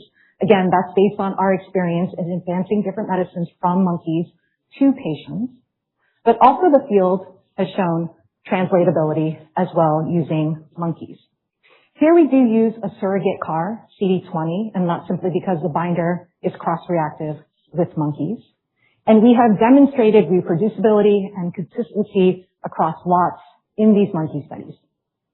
And so what I'm showing you here is first the safety and tolerability of the CD20 CAR messenger RNA packaged in the targeted LNP.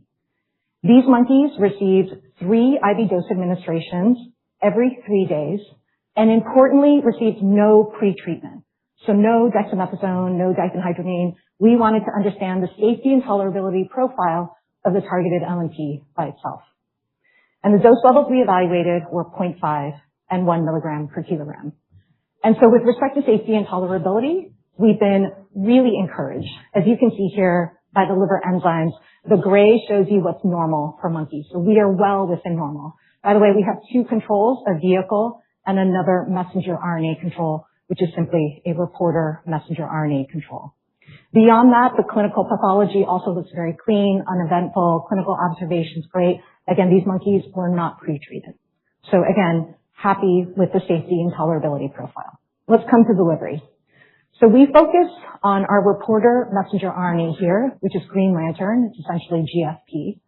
And I'm showing you data from Green Lantern versus the CAR because Green Lantern's a more stable protein, and with CAR, you have trafficking and kind of the kinetics of CAR pharmacology. And what I hope you can appreciate from all these immune effector populations is we get great delivery. This is 2 days after the last dose administration in blood and various lymphoid tissues. You can see in blood, we are in the approximate 80% plus range in CD7 positive immune cells. And in the various lymphoid tissues, we see really great uptake in various immune effectors in these lymphoid tissues as well. Now, when we look at pharmacology, so first I'm going to show you blood, but then I'll show you B-cell depletion in lymphoid tissues. When we look at blood, I hope you can appreciate, so the vertical gray lines show you the dose administrations. We see rapid depletion of B cells in blood in comparison to the control groups, which you can see in gray and green. And we wanted to show you exemplary flow cytometry plots here, just to show you how comprehensive the gating is for capturing the B cells.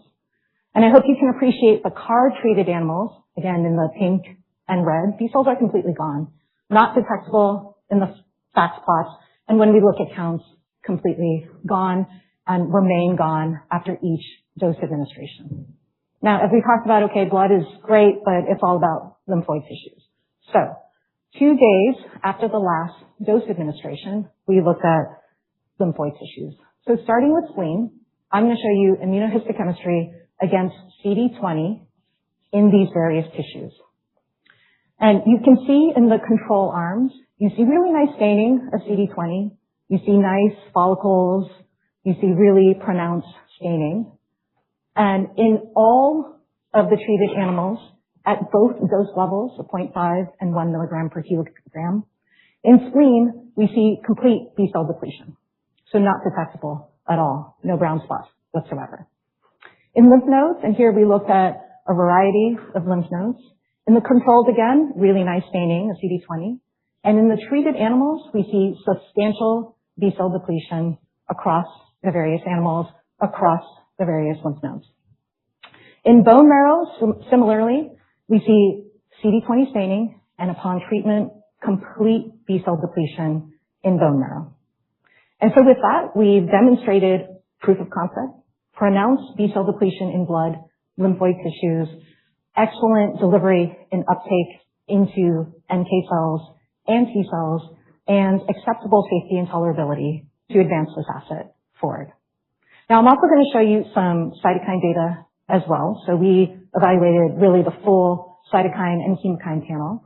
And what you can see here is the usual suspects for CAR-mediated cytokine induction do spike up transiently after the first dose, that is on-target pharmacology that attenuates upon subsequent doses. And just to remind you, these monkeys are not pre-treated. And so interferon gamma, IL-6, TNF-alpha definitely spike as a result of on-target pharmacology. Again, we looked at the full panel of cytokines and chemokines, saw nothing concerning, very consistent with our platform data and knowledge of repeat dosing LNPs. And so again, we get really excited when we see data like this in monkeys because of our experience in translating these products from monkeys to patients.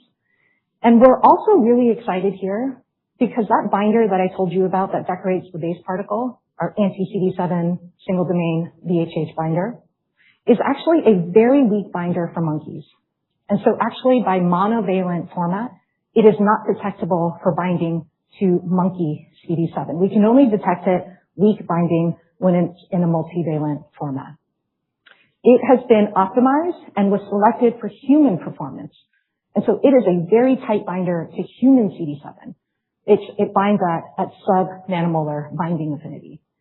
And when we look at T-cell uptake in vitro, so in PBMCs from human versus cyno, we see an 18-fold increase in the potency and the uptake into T-cells in humans versus cyno.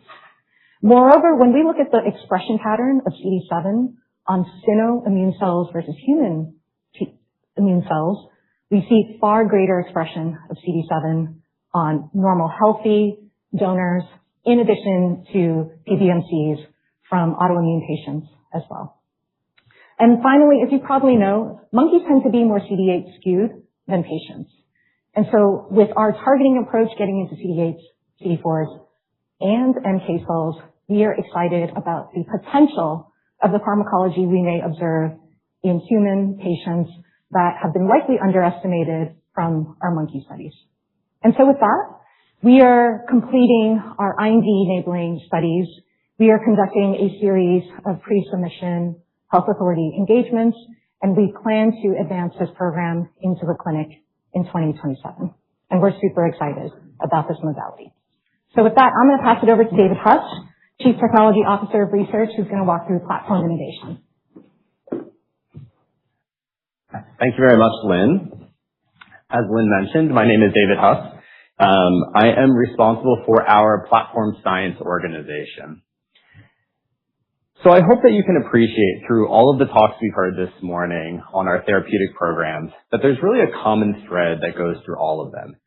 And that is that they are each built on a unique combination of Moderna's platform technologies. Now, one of the reasons that I'm standing in front of you today is because I firmly believe that our best technological innovations are still ahead of us. And so one of the things that we think about is how can we really innovate the technologies of the future to build the medicines of the future. And today I'm actually really excited to be able to give you the first glimpse into Moderna's scientific intelligence engine and where we are taking the future of our platform technologies. So I think it's safe to say that we are truly entering a completely new era of scientific exploration.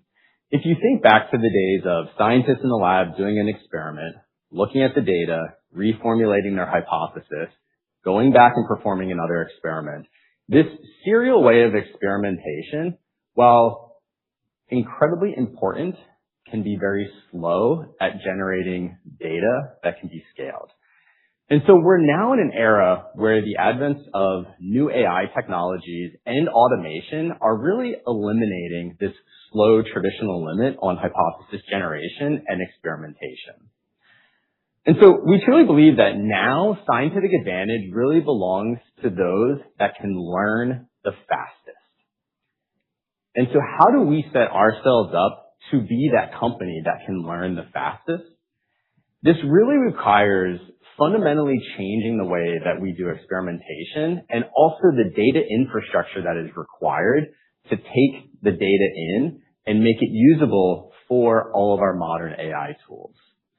And so what I'm going to share with you is how we really think about this concept of learning at scale and positioning ourselves to be able to do that better than anyone. And so today I'm really excited to introduce Lucy. So Lucy is at the heart of Moderna's scientific intelligence engine. Lucy connects everything that we've built in AI, automation, experimentation, and data into a continuously improving learning system. So if we think now that experimentation is no longer done one experiment at a time, we really are conducting iterative learning cycles. And these learning cycles allow us to find that next discovery in a faster, smarter, and more predictable way. Now, importantly, if we think about all of the data that exists in people's lab notebooks, it's very disconnected. And so the way that we use Lucy is to be able to pull that all into connected data sets. And so over time, with every learning cycle, Lucy becomes a strategic advantage that compounds across all of Moderna. Now, one of the really important elements is how do we teach Lucy? So a number of years ago, we made a really important investment into a digital-first automation platform that is able to teach Lucy. And so if you think about being able to do experimentation in a closed-loop cycle, where we can go from mRNA synthesis, LNP formulation, we can look at the biophysical properties of that LNP. We can then take that LNP and put it into a cell-based assay so that we can learn about its biological performance. And then imagine being able to take all of the data that's generated at every step along the way, and without needing human intervention, we can go back to the next round of experimentation based on what Lucy has learned from that first round of experimentation. And this isn't done with one mRNA or one LNP at a time. This is done in a scalable format so that we can be testing hundreds to thousands of iterations with every single iterative learning cycle. And so this takes that concept of a single scientist in a lab doing an experiment and really just expands it to a level that we've never before seen possible. And what we're looking at in the video here is an example of our automation platform that is running right now up in our labs, where we're able to really generate data at scale, importantly, that is connected from the initial mRNA design all the way through how that LNP mRNA performs in a biological system. So this combination of the automation that we looked at and Lucy really creates this ultimate scientific flywheel. And the way we think about this is we're transforming the data that we generate truly into intelligence. And so I talked a little bit about this concept, but it's really allowing us to go from an AI-driven hypothesis generation. We can go through mRNA production, formulation of that mRNA into our lipid nanoparticles. We learn about the biophysical properties of those LNPs, going through a series of in vitro-based assays. And that is what we do within a closed-loop platform. And you can envision that why this matters is because if I want to test 1,000 different LNP formulations, or one LNP formulation and 1,000 different mRNA designs, or I can do a combinatorial approach. And so you just start to generate data at a scale that we've never been able to do before. And now that we have the AI tools available to make sense of that, it really is able to generate new hypotheses, to learn in a faster way, and to make better decisions about the candidates that we move forward. Now, importantly, we don't stop just at primary human cell data. We've built platforms that allow us to do in vivo multiplex screening in mice and in non-human primates. And what I mean by that is instead of taking one candidate into one animal, we're able to use current barcoding systems so we can take 100 or 1,000 different candidates into a single animal and then deconvolute on the back end to understand the performance of each individual candidate. Now, of course, we view human clinical data as our ultimate ground truth. And it's probably fair to say that Moderna has more human clinical data than anybody else on the planet. And so important in our scientific flywheel is the incorporation of the volumes of human clinical data that we already have and all of the data that's emerging from our ongoing clinical trials. So when we think about the totality here, I always think about Lucy as kind of the heart of this scientific intelligence engine. But it's not just the data that we're generating today or our internal data that we've generated over the last 15 years. We also have an ability now to look at the public domain, and with our collaboration with OpenAI, with other large language models, with emerging AI tools that are coming today, we are able to pull in publicly available data sets. And so that allows us to kind of supercharge our existing proprietary internal data that we have and that we are generating to ultimately allow us to make better, faster decisions, not just about the therapeutic candidates that we move forward, but the diseases that are applicable. If we think about the biology and pulling that in, and it allows us to continually do this cycle where we learn, make better decisions, and are able to create better drugs. So with that, I'm going to turn it over to Stefan. Thank you, David. Before I close, I would like just to thank my colleagues, not only those that presented today, but the literally hundreds and hundreds of colleagues that are working within the mRed world trying to invent the future of medicine. So just to close, I think you got a good sense today of how we are trying to make sure that we both deliver for the short term through our Horizon 1 initiatives, but also how we prepare the future and how we have a dedicated team within the mRed community within Moderna working on Horizon 2 and Horizon 3. And you just saw through David, I would think we're just getting started, and we're very excited about what we can do in the future by investing in science to invent even newer modalities. As we shared at Analyst Day in November of 25, for the next few years, the plan is very clear. We're going to grow through diversification of geography, as you already saw in Q1, and through diversification of products. We're very excited with the launch across the world of mNEX-5 happening this year. It was a start last year, as you know. We're very encouraged by the VRBPAC meeting vote last week. Give us good hope about the approval of flu moving forward. And of course, the other products that are on the slide that we talked about. If you look at this year, it's going to be a very exciting year because not only we're getting back into sales growth, we continue to make progress on the cost structure of the company. A lot of products approval across geographies. We're very, very pleased and proud with Mcombriax to get the first approval in the world of a flu and COVID combo. And as you know, the COVID component is actually mNEX-Spike with much higher performance than Spikevax. As we totally re-engineer the product, it's a totally different product. And so with flu, you saw the data. It was published in New England Journal of Medicine recently, showing great performance, especially for people at high risk. And those two products are in single dose. It's already approved in Europe, and many more countries are going to follow. Of course, we have very important clinical data ahead of us with Intismeran. We had very good reception at ASCO over 5-year data. Not only the data and how all the subgroups look really strong, but also the transactional medicine.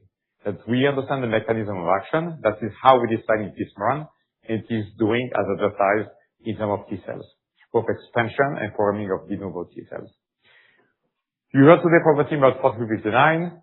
We are also expecting norovirus data, of course, depending on case accruals, and PA, because it's a time-based pivotal study, should read out this year as well. So it will be very, very exciting 2026. But as you saw today, through a few examples of a few modalities, we don't have time to show you everything. Just looking at the cancer antigen therapy, looking at the T-cell engagers, looking at 007, you're just getting a sense of all the exciting the new medicines that are either in the clinic, for which we are waiting for human proof of concept data, and the new medicines that are entering the clinic in the next 6, 12 to 18 months to basically expand the possibility of what we do with mRNA. And as we saw with David, what is so exciting is we have been doing mRNA for 15 years, and we feel that we're just getting started. The ability that we have to just change totally the pace of our learning is so exciting. We've always said as a motto of a company that we don't have to be the smartest, but we have to learn the fastest. We used to do it one experiment at a time, one lipid at a time, one chemistry at a time. But as David showed you, the team is really changing the scale of what we are doing. And what is really exciting for me is we're really best positioned, I believe, in the world to do that. If you look at the scale that we have in science, in process engineering, in early clinical, the capability we're putting together on mRNA, the AI, the automation, all those pieces coming together. I don't believe there's a company in the world that has the scale that we have in mRNA. And that is exciting for what we can do for patients. So if you think about where we stand today, I truly believe that we have not invented our best molecule yet. I'm very proud of what the team has accomplished. During the pandemic, obviously, the mNEXSpike, the RSV, the mCombriax, the flu product. Cannot wait to see the neuro data. Intismeran is looking very exciting, what we can do in rare disease. But what we're doing also now with mRNA 1195, EBV and MS, 007 with autoimmune disease, if you think about it, we're already expanding the domain of what we can do for patients in infectious disease, in oncology, in autoimmune disease, and in rare disease. Which is why I'm really excited about the future. I'm so thankful for our team and all of our partners around the world, including the clinical trial sites, the participants in the studies, and I really look forward for the next few years. It's going to be really exciting. So with this, I would love to ask Rose and David to join me, and we'll be happy to take your questions. And Lavina, you'll be moderating online and in the room. Thank you.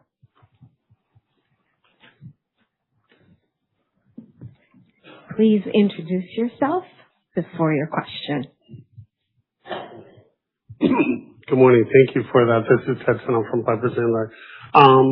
So first, just recent things. Congrats on the flu AdCom. Excited for intismeran data. Really cool new in vivo CAR T program. I have two quick ones. First one's kind of high level. So when it comes to really evaluating all these different new oncology products, how do you sort of prioritize and or sequence? Obviously data-driven, but there's some overlap between intismeran and some of the shared or tumor-associated antigen products. So how are you going to really kind of select when one is appropriate or maybe better than another one? Yeah, happy to take that. So I think it's a scientific question and a strategic question.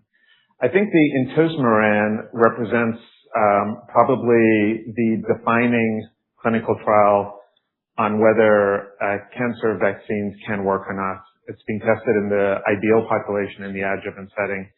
And so we are planning for that to be a success, obviously, and that's why we are moving forward the off-the-shelf cancer antigen therapies that you heard about before. So those are moving in parallel behind intismeran, but intismeran will be the gatekeeper for those trials because the cancer antigen therapies, the cancer vaccines, will probably require randomized trials, large investments, and we don't want to do that until we know that intismeran is positive, which I expect it to be, but I think that's the defining moment.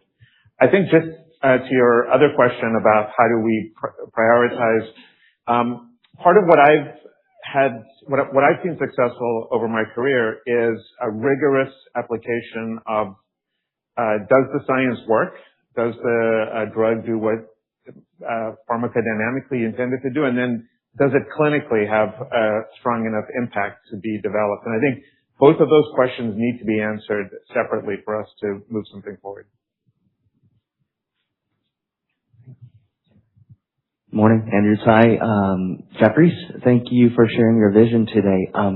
Bigger picture question as well is that as you're developing these Horizon 2, Horizon 3 products and should they succeed in the clinic and so forth, can you maybe remind us the latest and greatest about your cash break-even guidance for 2028? How does that does that incorporate an increased R&D spending over the next couple of years? And then maybe a second follow-up question is, there's a lot of things going on. Would it be possible to give us a brief summary of the timelines of the data readouts, actually, for your Horizon 2 and 3 products that you've guided to today?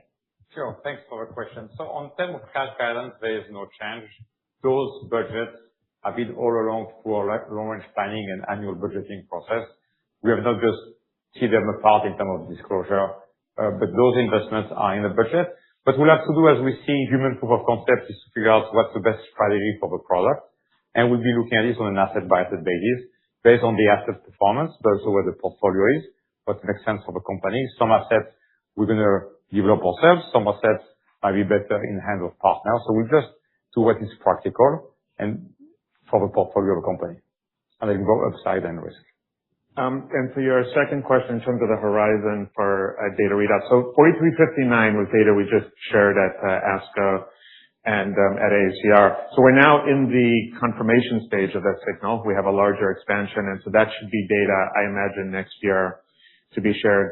2808, which is the myeloma program that you heard about, we hope to share initial data later this year on that. And then I think the other programs, the cancer antigen therapy and the multiple sclerosis 1195. 1195 will probably have data not until 28, just because it's a randomized trial. The cancer antigen therapy could be data next year. Thank you. Hey, Mark Olenek, Goldman Sachs. Couple, mechanistic questions for the in vivo CAR T. I was just wondering, because you're targeting T and NK cells and you're combining, I guess, both B cell and plasma cell targeting, is there any risk for a greater toxicity profile? Maybe these patients be at greater risk for infection, and also do you plan to re-immunize patients afterwards? I can take that one. Sure. So I think a lot of these things have to be done empirically. Obviously, we're pretty comfortable with the results that we have in NHP, but you have to use surrogate programs for some of those studies. And so we're also building off our understanding of those potential targets from oncology where they've been used extensively. So we're pretty comfortable proceeding with the plan that we have today. If the depth of depletion is such that patients do need to be revaccinated for your standard vaccination routines, that's certainly an option, and we would look to provide that for them, certainly.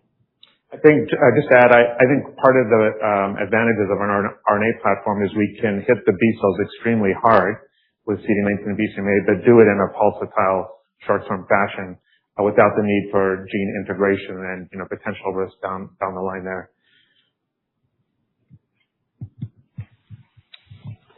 Hi, this is Greg representing Tyler Van Buren from TD Cowen. Thanks for taking our question. So on 4106 and 4200, how should we think about the undisclosed antigen targets? Are these well characterized from existing literature, or does their novelty represent a key differentiator? And following on that, in the absence of robust in vivo data, what underpins your confidence that these will translate into meaningful efficacy, particularly in advanced solid tumors where the biology is more challenging than the adjuvant setting? I'm happy to take both those. So these are antigens that are known. So that's, I think, question number one. Question number two is a great question. I mean, it's probably it's the biggest cancer vaccine scientific question, which is, can cancer vaccines actually work? There's been decades, as you know, where they haven't worked. And we think mostly that's because they've been tried in late-stage patients. And I think also the vaccine technology was not the ideal one. I think the RNA LNP is probably the best vaccine technology. So we don't know whether it will work.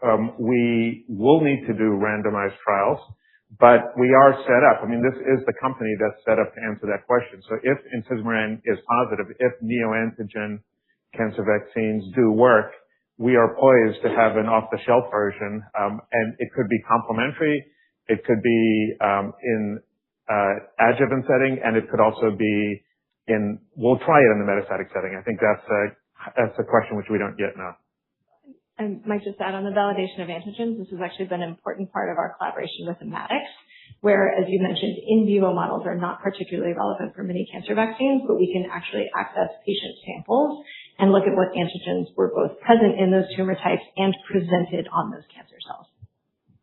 Yep. Hey guys, this is Matt or Mikey from UBS. Maybe on the ovarian cancer program, could you talk a little bit about the target you chose, how it maybe fits into the standard of care already in ovarian cancer, into the competitive landscape, the TCE modality especially, and would this be a novel target relative to the other ADCs out there? I'm just going to speak to how you see this fitting into the landscape here. Thanks. I'll handle the landscape and you can address the target. So obviously ovarian cancer is becoming incredibly complex and crowded, and it's generally divided into the platinum resistance setting where response rate is very important, and where of course the ADC landscape, the ADCs are really radically transforming the landscape. The other setting is the platinum sensitive setting, and here probably the maintenance setting is the right place. And this is where probably you don't want, this is after patients have a response to platinum-based therapy. They're in the intervening period. They probably don't want to have chronic toxicity with chemotherapies or ADCs. And this is the ideal setting for where a T-cell engager can work. It's also an earlier setting where the T-cell fitness is better. So the general approach would need to be study this initially in platinum-resistant setting because that's where the biggest unmet need is. And we can demonstrate hopefully a monotherapy signal and then decide whether it can be developed as a monotherapy approach and then study it in a platinum-sensitive maintenance, which would be a longer trial and which you would do once you validate it in the PROC setting. I would just add that mRNA-2151, much like 2808, is actually multiplex, so it's pursuing multiple targets for signal 1 and also includes a targeting moiety for signal 2 co-stimulation. So that is part of our strategy for, yes, using clinically validated targets, but being able to add on to anyone who might have been exposed to a treatment targeted at one of those same proteins. Thank you. Hi, this is Tejas from Ellie Merle's team at Barclays. Maybe to ask on your program in multiple myeloma, can you expand on your target product profile in terms of safety and ease of administration as T-cell engagers start to move out of the academic into community settings? Yeah, so the current formulation is administered intravenously, but we have the ability and plans to also test it subcutaneously. In terms of the safety profile, it's actually potentially better, and for the reasons that you heard, that when you administer a biologic T-cell engager immediately, there's very rapid high Cmax that occurs very rapidly, and that results in high cytokine release syndrome. When you use an RNA approach, the RNA has to be first translated into protein and then secreted. And so you get a gentle ramp up in the T-cell engager release. And what we know from the field is that there is a tachyphylaxis that occurs with repeated dosing or repeated exposure. And so we hypothesize actually that the safety might be better because you get a delayed and a blunted Cmax. Of course, that needs to be validated. I believe, especially in myeloma, that T-cell engagers are going to be able to be moved into the community setting, and I think our 3 targets we have will be acceptable for a community setting. So right now we're focused on demonstrating, of course, activity in heavily pretreated patients, and we'll be sharing that with safety later this year.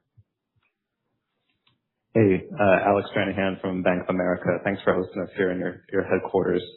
A couple of pricing questions. ICER is holding a meeting today to talk about cost effectiveness of COVID-19 vaccines.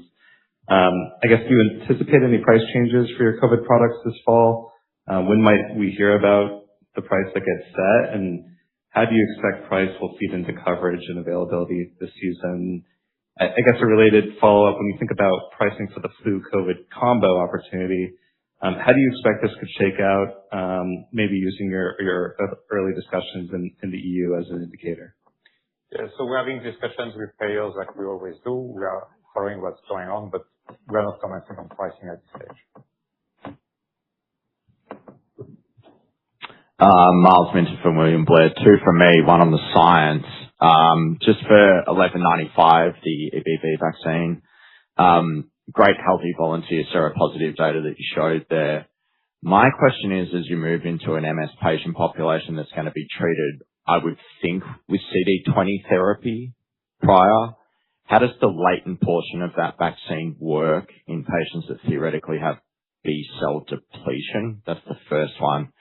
Second one, just to confirm on capital allocation, is the potential trial that you'd have to run if you do get approval for your flu vaccine, that I think was 800,000 patients over 2 seasons, is that in the budget? And if you do have to run that trial, that won't impact anything that we're seeing from Horizon 2 and 3 today. Thank you very much.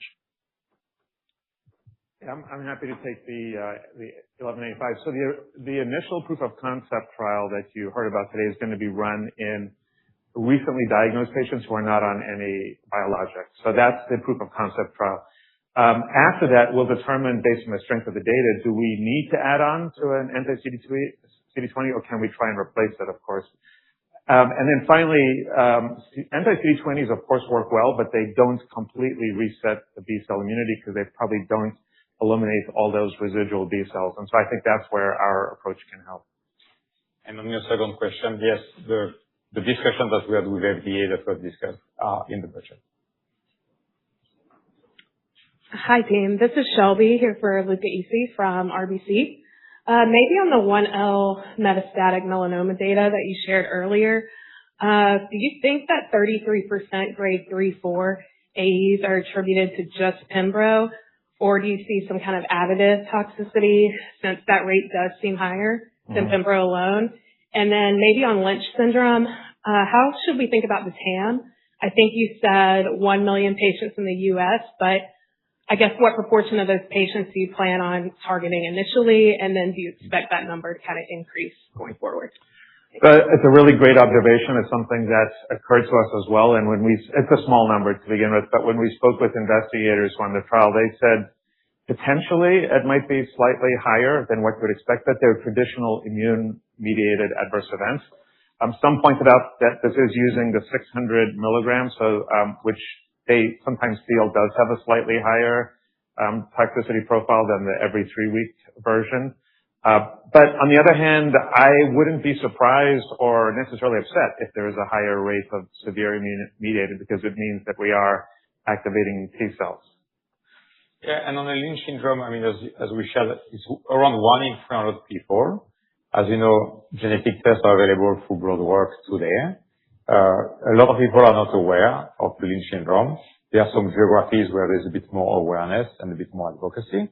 So definitely, this is not the right time to do anything about it for us. But as we get more data, if we think we have a product and we have a site to approval, you will see us engaging with payers, with patient associations, with governments and so on, because that would be a beautiful thing to do in terms of preventing cancer and also, of course, reducing healthcare costs. So we will do all that if we have a product.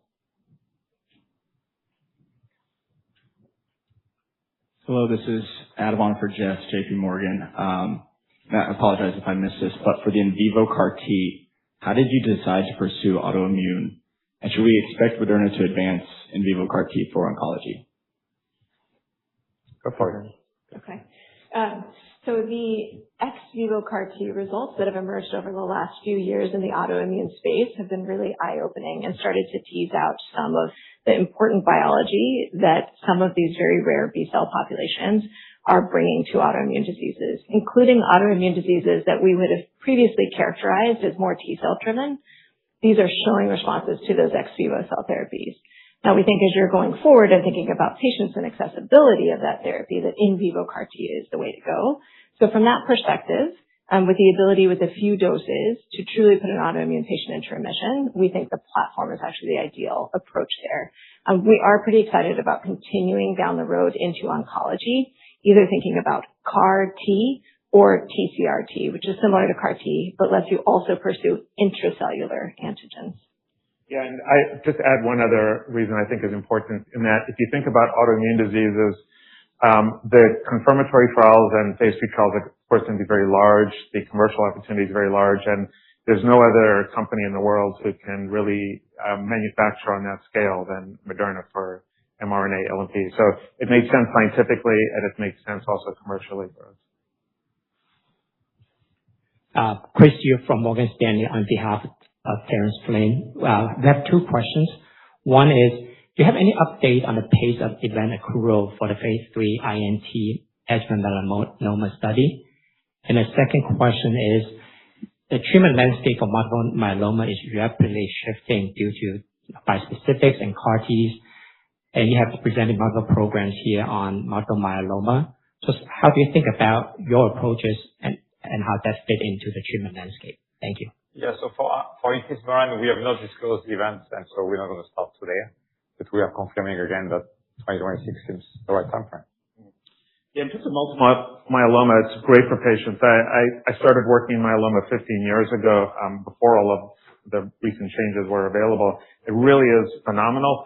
From a drug developer standpoint, it makes it extremely hard, as you point out, because the bar keeps on getting raised. For us, it made sense for this to be our initial pilot of a modality because it is de-risked biologically, and we can do it. And so the question is, can we generate sufficient response rates and a differentiated product, right? This is the first time ever 3 T-cell engager targets have ever been administered to a patient. So we'll generate the data to see if this platform works, and number 2, is it clinically differentiated enough to develop into earlier lines? I think for us, it provides also important positive control for our modality system. You heard about the ovarian cancer T-cell engagers that we're going to be moving into clinic.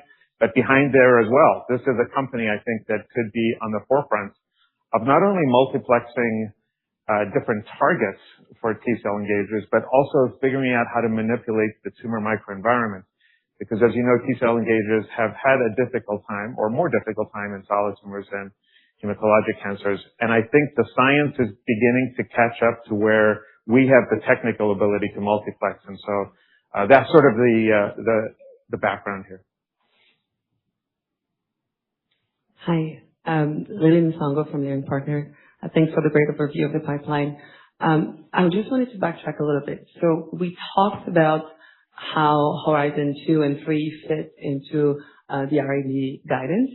And then on the other side of that, could you maybe give us a little more color in terms of the commercial performance assumptions that kind of support the development of the second and third waves of assets? So obviously a lot of the Horizon 2 assets are currently in early clinical stage, and then a couple of INDs are expected in 2027. So how should we think about the revenue mix that supports it in terms of the contribution from the COVID vaccine, the flu vaccine, the combo, as well as the rare disease and the oncology pipeline? Sure. So what we're doing at this stage is developing those assets to get to human proof of concept to validate both the asset and the modality, because that's really how we've scaled the company historically. And then we will look at where the company is at that stage in terms of what do we do for the assets moving forward of the modality, in terms of does it become something that we commercialize ourselves worldwide in the US and we have a partner? Does it go through a partner for global rights? So we just look at the portfolio. So what we've always done with a company is to look at how do we maximize the value of a portfolio of products and manage risk at the same time. So it will depend on when some of those products get launched, what is their ramp. So we don't have to make those decisions now. The Horizon 2, Horizon 3 right now is generate the human data to know, do we have a new modality or not? If we have a new modality, then we'll assess at the time the entire portfolio. And it doesn't necessarily have to be Moderna alone. We look at intismeran was a great example.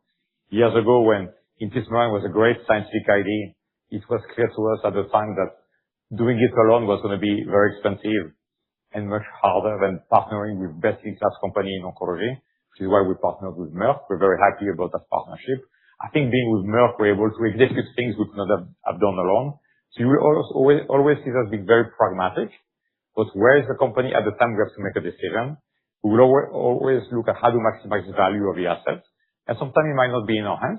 Sometimes it will be in our hands.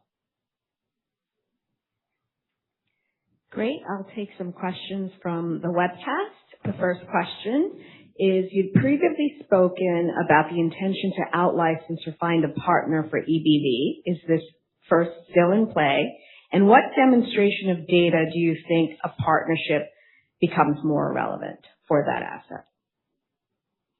I'm happy to take it. So 1195, as David said, and the team presented, we are running the clinical studies to figure out the signal we have. And again, as I just answered right now, when we have the data, we look at the totality of the Moderna portfolio, the investment opportunities, the portfolio upside, the risk and then we'll make a decision at that time. Great.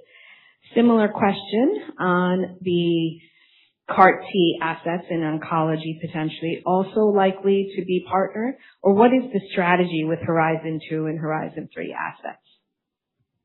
So those assets initially is really to get a confirmation in the clinic, do we have a modality or not? And you're going to see us being very consistent like we've done historically with infectious disease vaccine, and we've done with Dismaran, and then we're doing with rare disease. You're going to see us doing the same thing, which is we think we have a very interesting way to address medical need using mRNA on the platform. Let's take it to the clinic. Let's look out for 1 or 2 or 3 programs.